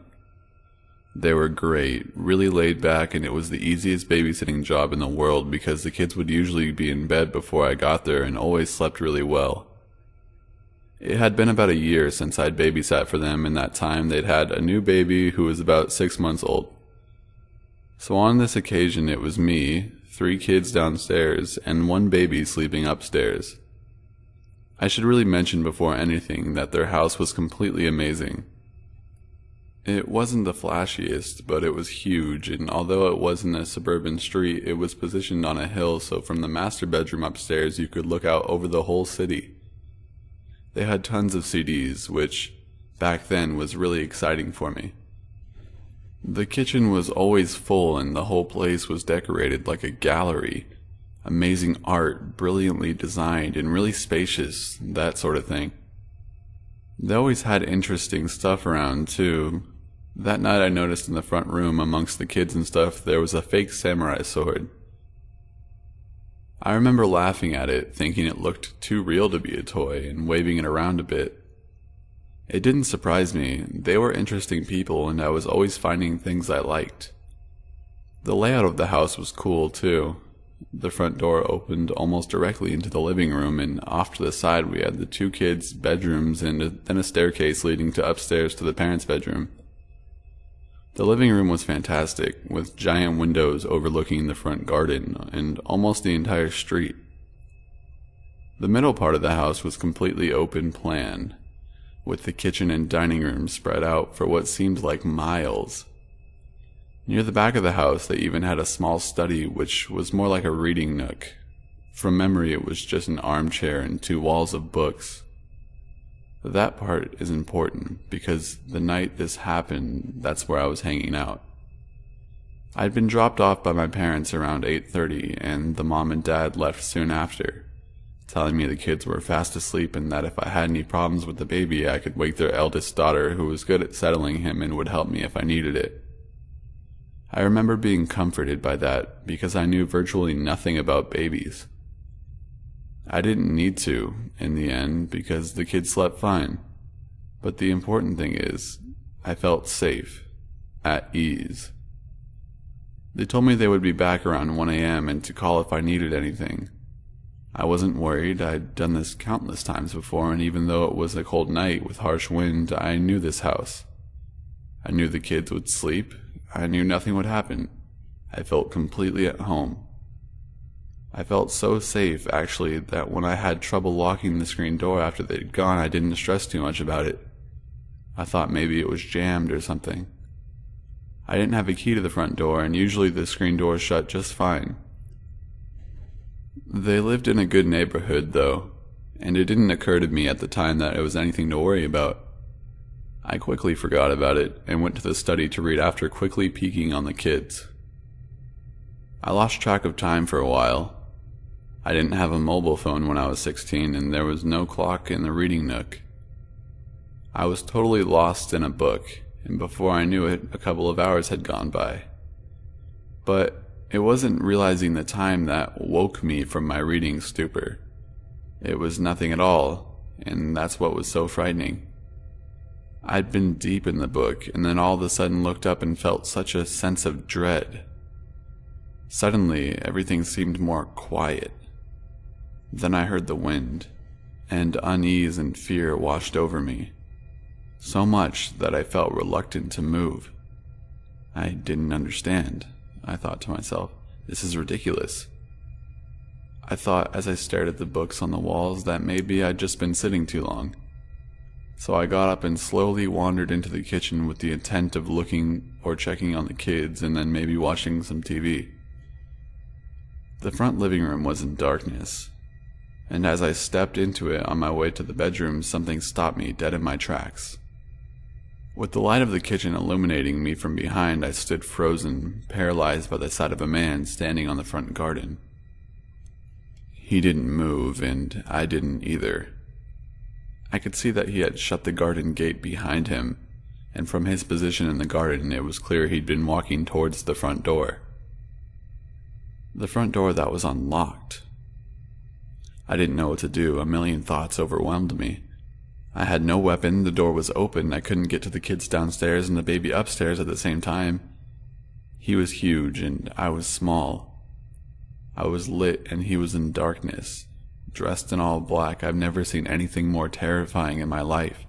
I knew if I didn't do something, he would come inside and get us. Then, out of the corner of my eye, I spotted the fake samurai sword. And very slowly, bending down slightly but not taking my eyes off of the figure in the garden, I picked it up and raised it in the air above my head. I don't know why, but I couldn't think of anything else. And after what seemed like an eternity, he turned and slowly walked towards the gate, opened it, and walked away down the street. It was only then that I saw a glint of something at his side, something he'd hidden in one of his hands as he was staring into the house. I stood there for a long time, watching him walk away, and then I ran to the front door and leaned against it, forcing it shut against an intruder that was no longer there. I was 16 and I was stupid. I never called anyone. I stayed that way until the parents got home, and I never told them what happened. I never told anyone for a long time. I thought everyone would blame me for putting the kids in danger, and then I convinced myself that it was nothing, and maybe I overreacted. The family today are fine and well, and nothing has ever happened to them in their house after that night. But I have always been thankful for that moment of intense dread that caused me to leave the study, because if I hadn't, I don't even let myself think of how different that night would have gone. So, man in the garden, I hope the fake sword was enough to scare you away from lurking inside people's houses at night, and I hope we never meet again. A little backstory. I got a monster sunburn over the weekend, and I was now in the tanned, peeling skin leprosy stage. I was standing in line at one of the shops, and I felt someone touch my back. This creeper behind me peeled a huge chunk of skin off my back and proceeded to eat it. I turned around just as he put it in his mouth, and all I could manage was a, "Oh, wow." He said, "Sorry, I have a condition." I was, and to be frank, still am, completely in shock. I mean, seriously, what condition causes someone to do that to a stranger? I feel so sick over this. Not in a violated way because he touched me, but he ate it. I wouldn't consider it post-worthy if he just peeled it. That's just invasion of my space bubble, and he would have gotten a verbal beatdown. It's a very rare situation for me to be lost for words. This is the second creepiest thing that's happened to me to date. I am 19 years old, and yesterday was the first time I was summoned to jury duty. I was already running a little late to the courthouse to find the free parking for jurors, but ended up parking in an underground garage right across from the courthouse. It was really convenient, except for the $20 parking fee. The first floor of the parking garage is only reserved for high-ranking courthouse officials and police officers. This was visible to the street, and you could see it from the courthouse. The second and below was public parking, and there was no way you could see it from the street. To enter the parking lot, you would have to go around and in the back, which is just an empty street. Basically, if I were to run from my car to outside the garage, the only closest thing would be that street, and there was only one parking attendant in charge. I started to look for a staircase to lead me to the first floor. A woman an inch taller than me, I'm 4'11", approached me and asked if I was there for jury duty. I told her I was, so we both found the door for the staircase to go to the first floor. Maria was about 50 to 60 years old with a thick accent but spoke English fluently. We found the door that led into the staircase, and it was sketchy as hell. It was a hallway with little steps and sharp turns. The lights weren't as bright as I wished, and at each corner of the hallway had those big circle mirrors that will show you if someone is at each side of the hallway. We exited through and entered inside where the higher officials parked. I was getting a bit annoyed with the woman Maria because she would not stop talking about the randomest shit. Things you wouldn't tell a stranger. Maria complained how it took her 10 years to become a U.S. citizen and how she's being repaid with having to show up for jury duty, then spoke about her life. She noticed that I did not have a cell phone and commented how people my age are always glued to their phones. I told her I forgot my sister's phone in the car because I was in a rush and that my phone was in a bag of rice. If I walked in front of her, she would ask me to slow down so she could follow me. She asked me if she could be with me the entire time during selection, and obviously I wanted to be alone, but I thought that maybe she was just nervous about being selected and I did not want to be rude, so I told her yes. In the elevator we found out we were stationed at different floors, so we said our goodbyes. During our break, I went back to the parking lot and got my phone. I pretty much speed walked through that hallway and was out of breath when I went inside. After selection, thankfully I was not chosen. I was waiting outside of the courthouse and near the sidewalk that was across from the parking garage. I was texting one of my friends using the courthouse's Wi-Fi. I hear someone yell out, "Yoo-hoo! Hello! Girl!" And I look up to see Maria waving me to go over to her. She asked me how she could get back into the parking garage. I gave her the directions and she interrupted me. She asked me if I could walk with her back because she was afraid of getting lost. The hallway was pretty sketchy to walk through, but it was a simple enter-exit strategy. Only one door to enter and another to exit. Maria then looked down and saw my phone, and she had this look of surprise, and it gave me an idea that she did not want me to have my phone. That gave me a little weird feeling. Maybe she was just annoyed because I told her that I was waiting for a friend and that I couldn't walk with her back. In reality, I wanted to finish my conversation with my friend. Maria then demanded that I should walk her to her car because a woman her age could forget how to get to their location, and it wasn't safe for her to walk alone.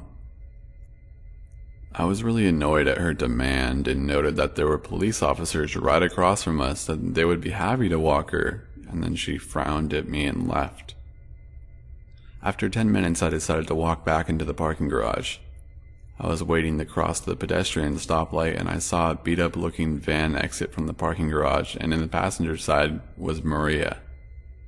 A scruffy, intimidating looking man was driving. I had my sunglasses on and was looking down at my phone while looking at their van occasionally. I saw the both of them look like they were arguing with each other in the car. It wasn't until I saw a flash on Maria's side and then I realized she took a photo of me with her flash on. Their van was partially tinted and Maria's body was faced towards my way. The van literally sped through the red light once it happened, and despite the police presence, no one decided to chase after the van. I walked over to the group of police officers and told them about Maria and the man. The police officer who walked me back told me that they couldn't really do anything since nothing physically happened, but he got my name and my home number in case they had any news. The entire drive back home, I kept wondering on what would have happened if I had walked Maria to her car. She made it seem like she drove there alone, but technically I did not see her from her car. Maybe she wanted her husband to drive up and get her, and maybe he was asleep in the car? We were in the courthouse from 7:45 a.m. to 4 p.m., and it would have been a waste of money if he went out of his way on paying twice to drop Maria off inside the parking lot only to leave and then return. I told my parents on the day's events, and my dad thought that they could have either kidnapped or robbed me. Maria did not see me get out of my car, a Mercedes. Anyways, Maria, let's not ever meet again. I don't know what your main intentions were, but I'm glad you slipped through the cracks with your outburst, and for myself, I'm wanting to take advantage of the free Wi-Fi. On my 13th birthday, my mother took my brother, uncle, cousin, and myself to the swimming area in the local state park. My cousin, we'll call her Mary, couldn't swim very well. My brother and uncle went off to the far side of the area because they wanted to get away from Mary and I. This caused Mary to get mad because nobody would talk to her. She swam out to where she couldn't touch the bottom and was beginning to struggle to stay up. I took notice of the situation she was in. I hadn't been paying attention to what she was doing because some of my classmates from school were there, and when I noticed that she wasn't coming back in, I went out to pull her back to shore. When I reached her, she wrapped her arms around my neck. I started to take her back to where she'd be okay, but then I felt her push down on my shoulders. She was holding me under the water. I felt the world go quiet, and it seemed like I was just going to sleep. The next thing I knew, I woke up on the beach. About 4 years ago, I got a lifeguarding job at my local public pool. Most of the staff were pretty friendly, and for the first few days I was mostly shown around the facility and given pointers about dealing with the public. They told me there were some peculiar pool regulars, like one old lady who wore ridiculous bikinis despite being well over 300 pounds, and a dad who would always hit on all the female guards. Despite there being some strange people who came by, they said the only one I had to worry about was Creepy Jean Shorts Guy. As soon as Creepy Jean Shorts Guy was mentioned on deck or in the staff room, people would go very quiet. Clearly, whoever this guy was, he made a lot of people uncomfortable. According to my boss at the time, he was an old man that came in very few days during a public swim and opted to wear jean short shorts around the facility. He mostly just sat around the pool, people watching, taking it easy, but on occasion was caught staring and taking photos of some of the kids in their bathing suits. This obviously made a lot of parents uncomfortable, and it resulted in a lot of complaints against him. Our pool administrators told him it was against our rules to take full-body photos of children. Shoulder up was okay apparently, and if he continued doing it to kids he didn't know, he would be banned from the premises. A few weeks after they put a stop to his photography, Creepy Jean Shorts Guy returned and spent his time in the water instead. It became routine for him to come in during public swims, make his way to the deeper part of the pool and sit at the bottom, only re-emerging for air.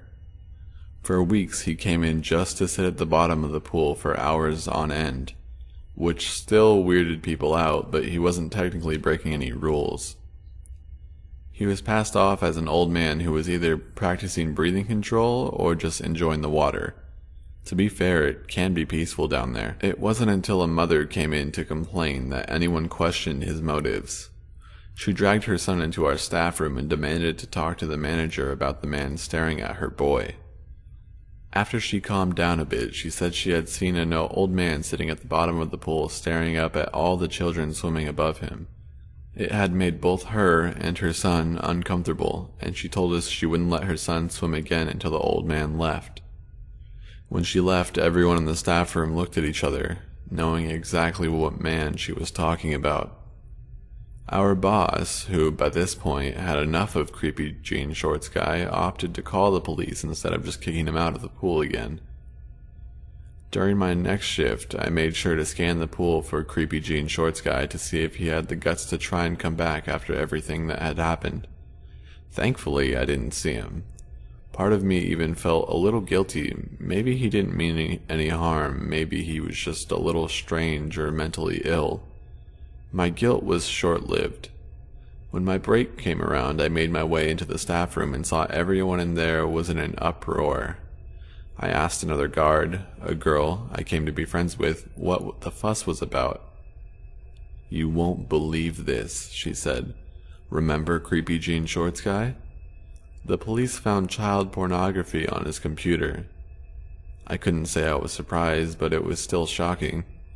Apparently, after removing him from the premises and taking into account all the times he'd stared or taken photos of children, the police got a search warrant and found some questionable photos and videos in his possession.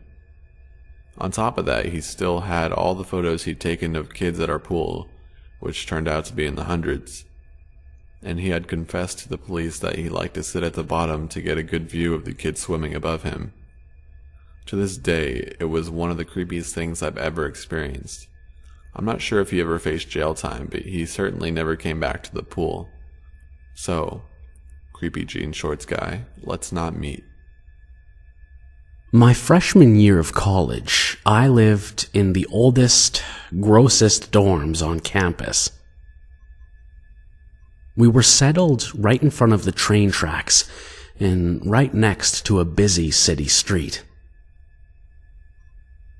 Being both 18 and careless, I was never really worried about the area.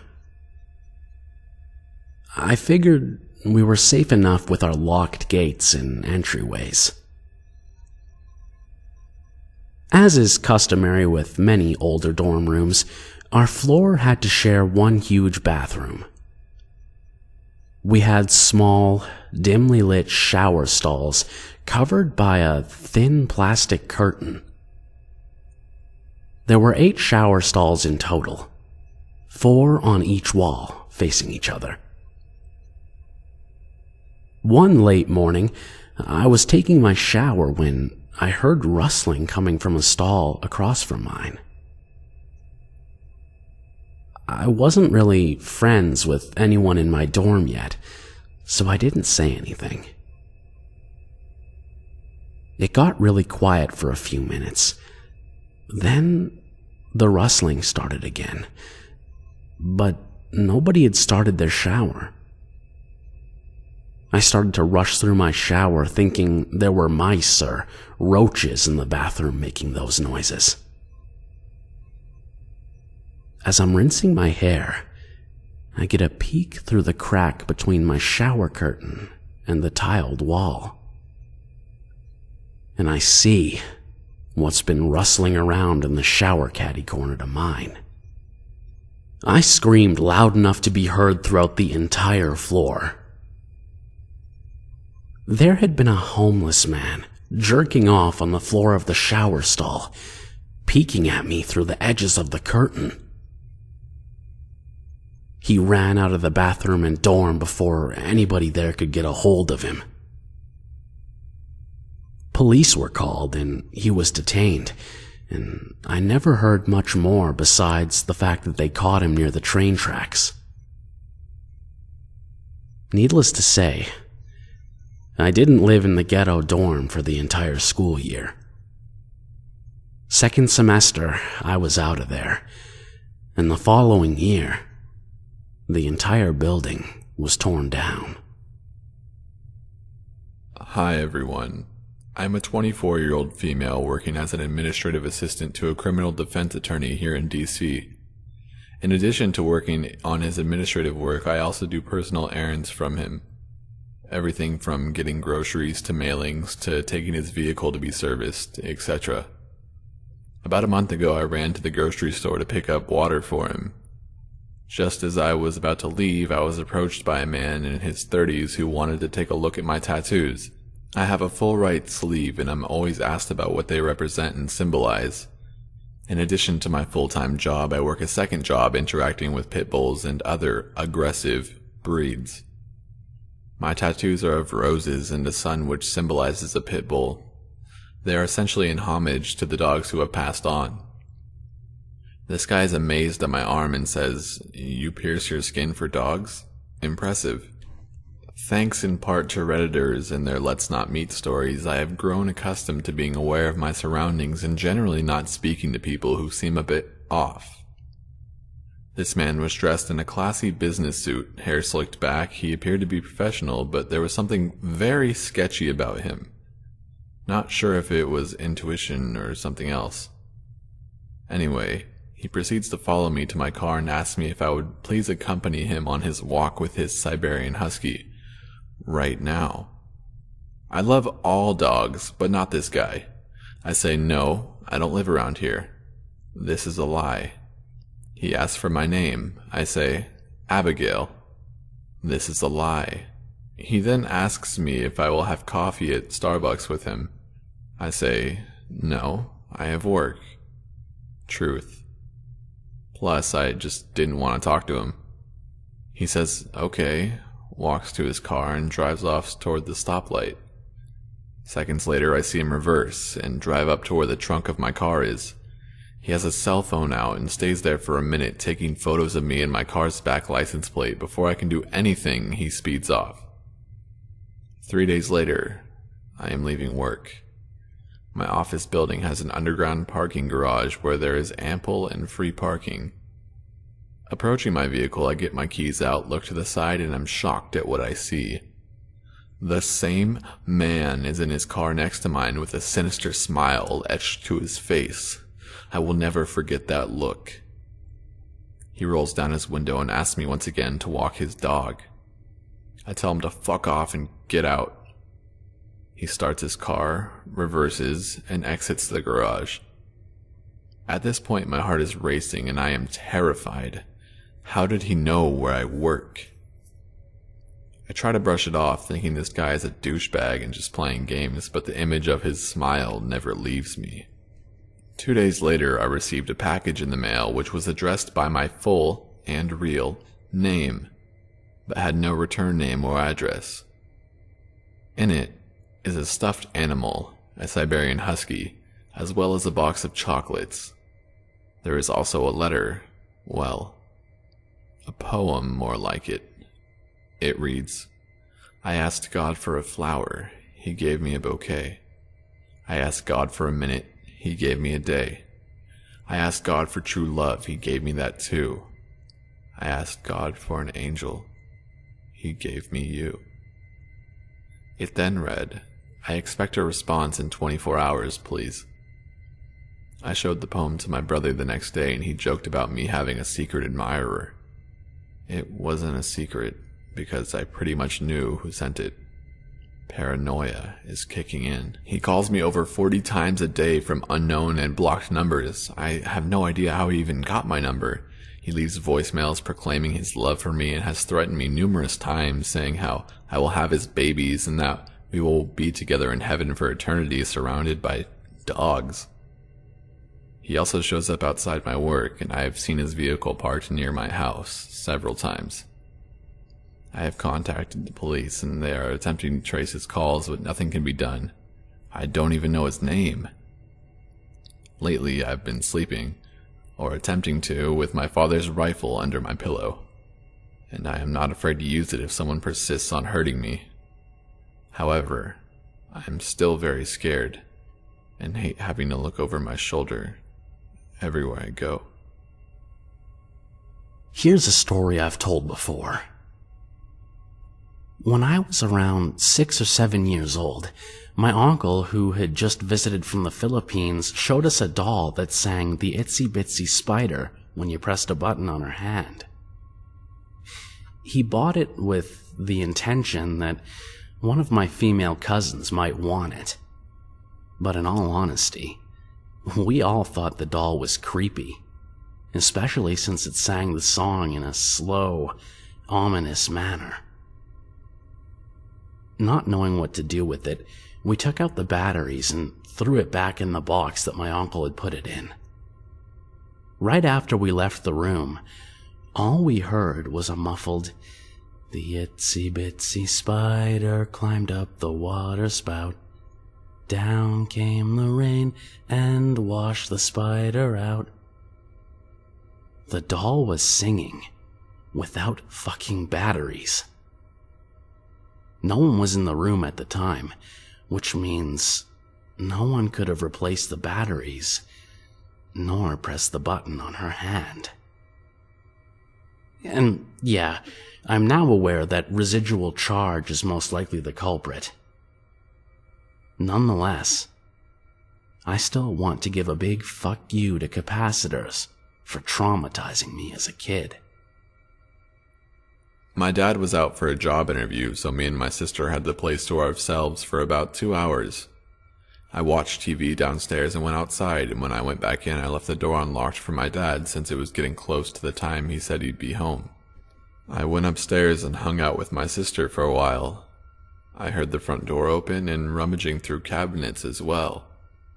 I just assumed that it was my dad since he always likes to check everything is in its place before relaxing. I also heard my dad's door open and close, slowly, a few times. I was talking with my sister when the phone rang. To my surprise, it was my dad on the other end. He told me that he was going to be getting home late and that we needed to make our own dinners. It felt like my heart fell to my feet as he said it. I realized that it wasn't my dad that had entered the home. I hurriedly rushed downstairs to see if everything was okay. Several things were gone and the front door was wide open. I then heard what sounded like breathing coming from the downstairs bathroom. I choked the urge to yell as I saw a hand wrap around the door and a face peer around my corner. As soon as the guy saw me, he ran like hell out of there. I chased after him, but he was long gone. On the floor in the bathroom, I found later, of all things, a box cutter knife. I'm not sure what his intentions were with the weapon, but they weren't good, if anything.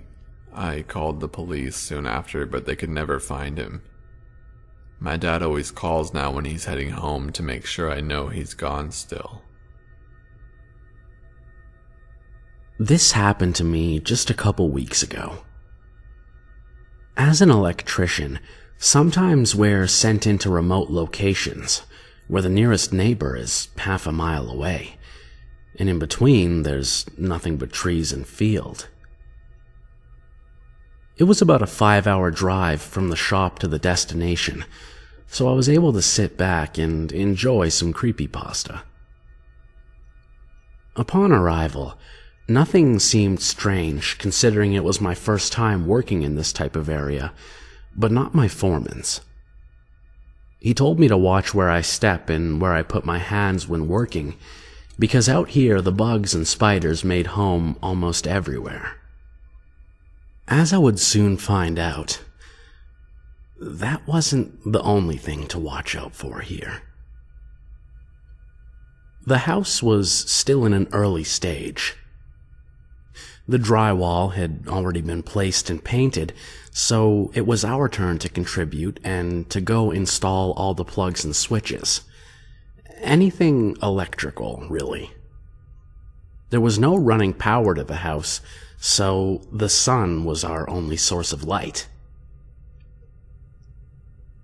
Being eager to show my foreman my enthusiasm to work, I was the first one in the house, spreading out the material that I was going to be using that day. First, the living room, then the 2 bedrooms. I made my way toward the back of the house, the master bedroom with a back door leading to the backyard, which was wide open. It wasn't very unusual. Work sites in this stage were usually left open wide for any workers to come in at any time. Opposite to the back door was a restroom with no windows in the far corner of the room. You know that feeling you get in the pit of your stomach when you've just listened to a creepypasta and end up having to go into a dark room not long after? Well, that's exactly what was going through my head. From behind me, I could hear the foreman coming in the house with his brother. There were 3 of us in total. So, not wanting to look like a wimp, I dismissed my negative thoughts and strolled into the restroom without missing a beat. Once inside, I noticed another doorway even more toward the darkness. Why do these homeowners like separating the toilet into a tiny room by itself? Why can't the restroom just be one room? I asked myself, really annoyed. I slowly walked toward that little room, letting my previous thoughts creep back up. I placed my hand in the doorknob hole, as doorknobs hadn't been put in yet, and realized I was hesitant to open it. Really? You being serious right now? What are you afraid of? I scolded myself for being so paranoid. I let out a chuckle and shook my head. I felt kind of dumb for letting myself get riled up over nothing. I pulled open the door with a smile and focused my eyes. My smile disappeared in a split second as my heart dropped to the floor. There, in the midst of the darkness, were two wide-open eyes staring back at me. Then, all I could make out was a row of teeth slowly appearing and lips forming into a smile.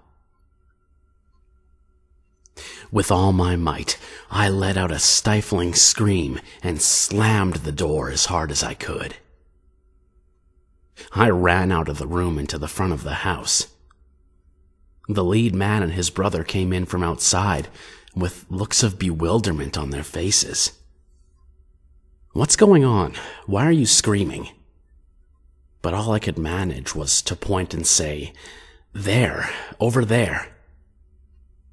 They both took off running toward the back room. I sat there, forcing myself not to cry and taking deep breaths. My phone had no service, so I couldn't call my wife right away for some consolation. They came back 3 minutes later and told me they saw a man in a black robe running into the woods behind the property. That he was wearing a hood over his head. They tried to follow him, but as he disappeared, they decided to come back so not to get lost in an unfamiliar place. The foreman asked me if I wanted to call the police or our supervisor to let him know what occurred.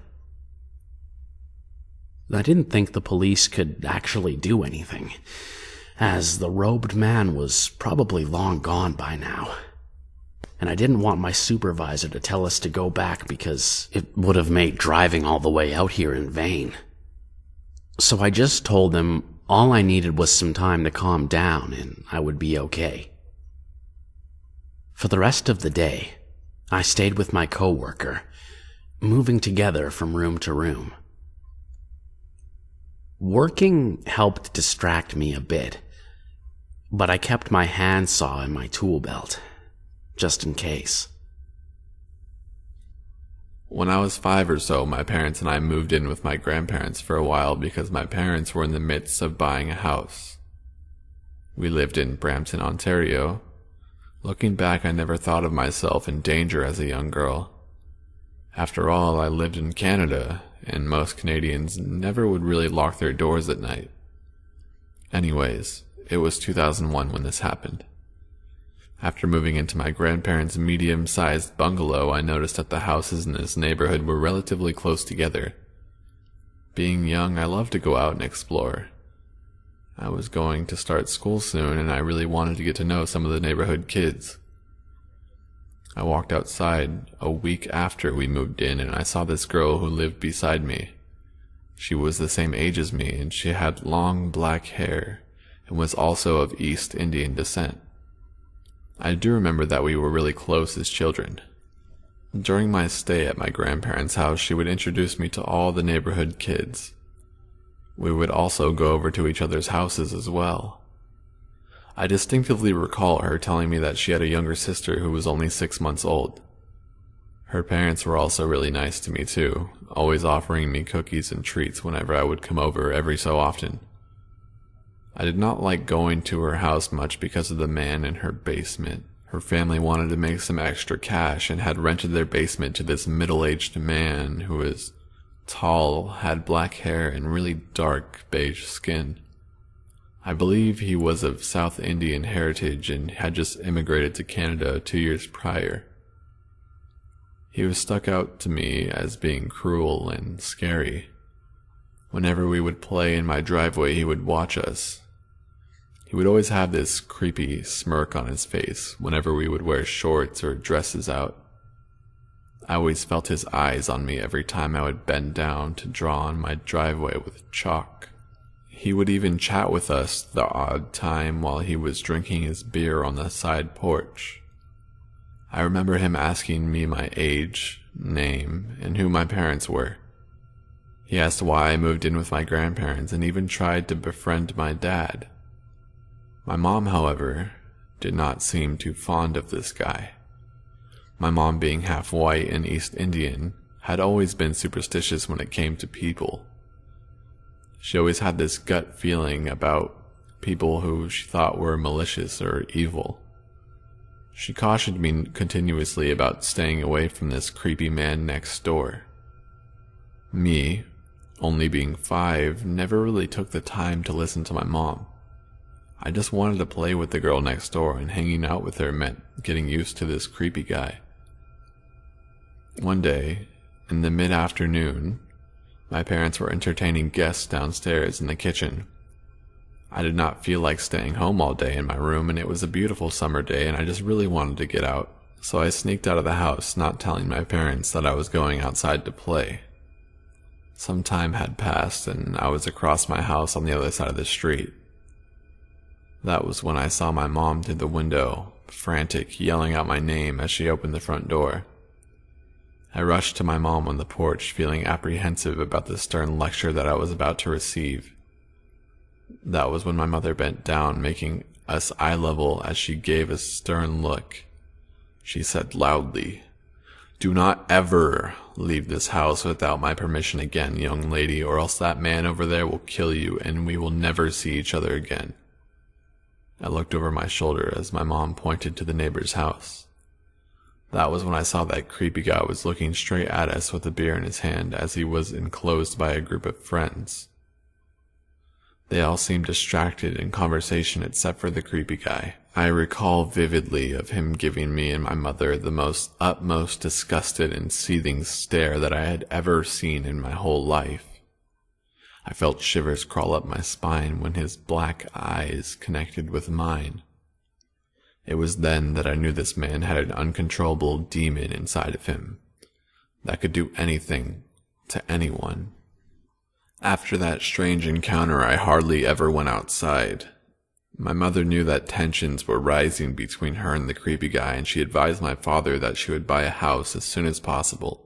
After we found a house that was 15 minutes away from my grandparents' house, we left as soon as we could. And a couple of months later, this whole incident was behind me. It was until this one night that still sends shivers across my skin. I was home with my grandmother while my parents were out at a party. The phone rings, and 6-year-old me decides to pick it up since my grandmother could not speak a word of English. As I answer the phone, I hear this deep breathing. I continue to say, "Hello, who is this?" in my sing-song voice. It was then when I heard a deep, raspy voice filter in through the phone, the same voice that caused shivers to run down my spine a year ago. He asked, "Is your parents home?" I meekly replied, "No," and at that moment the line went dead. I felt my whole body freeze. I was vulnerable. My parents weren't home, and I only had my non-English speaking elderly grandmother beside me. I was in a state of panic. I closed all the blinds in my house and made sure my front door, basement door, and upstairs door were all locked. I closed the windows and turned off all the lights in my house, leaving only the TV to provide me with an ambience of light. As time passed, I was in the corner of my living room, huddled beside my grandma, watching Coronation Street. My grandmother knit and hummed away, ignorant of the danger that was looming. An hour later, my parents came home asking why all the lights were off. I ran to my mom, explaining to her the phone call. Even though I saw concern in my mother's eyes, she tried to assure me that everything was going to be all right. That night, I slept in between my parents, looking over every corner and shadow in my house. The next morning, me and my parents were eating breakfast while watching the morning news. It was then when I saw a news reporter outside my grandparents' house. There was caution tape and policemen all surrounding my former neighbor's house. My heart stopped. It turns out the creepy guy who lived beside my grandparents ended up killing the family upstairs. My friend was stabbed repeatedly and was raped by this sicko. He had also killed her parents and even her little 1-year-old sister. I felt sick. The night that he had called me, he had committed these murders. I don't know why he did not seek me out, but I still most likely believe that he was looking for me to be his next victim. Not only did he terrify me to death for the rest of my life, but he took the life of a sweet innocent girl who never knew of the monster who just lived beneath her. She never got to know the world and died at the age of 6. I still can't believe that he had raped her repeatedly. Only a psychotic man would commit such horrendous acts to such a young and loving girl. I do not know what happened to the man, but I do know that the cops did catch him covered in my friend's blood. He stabbed them all to death with a kitchen knife. Since he lived in the basement and the family were such trusting people, they failed to lock their upstairs door, allowing him to have full access to not only them, but their 2 young daughters. I do not know how long his prison sentence was. My mom made sure that I did not know much of his whereabouts as I grew up. From time to time, I still think about my friend, wondering what her last thoughts must have been. I always try to say a prayer for her and her family at night, hoping that she is at peace. I still can't help thinking what would have happened if my mom did not urge my father to move out when she did. Would he have killed my family too? Would he have raped and stabbed me to death? Why did he call me that night? What stopped him from hunting me down? God only knows what this man was capable of. About 3 years ago, my friend and I went to an indoor swimming pool in our area. We were very excited to get there and buzzing with energy. We were casually swimming around and racing each other when we noticed a Chinese dude in his mid-40s going around and literally tickling kids under the arms.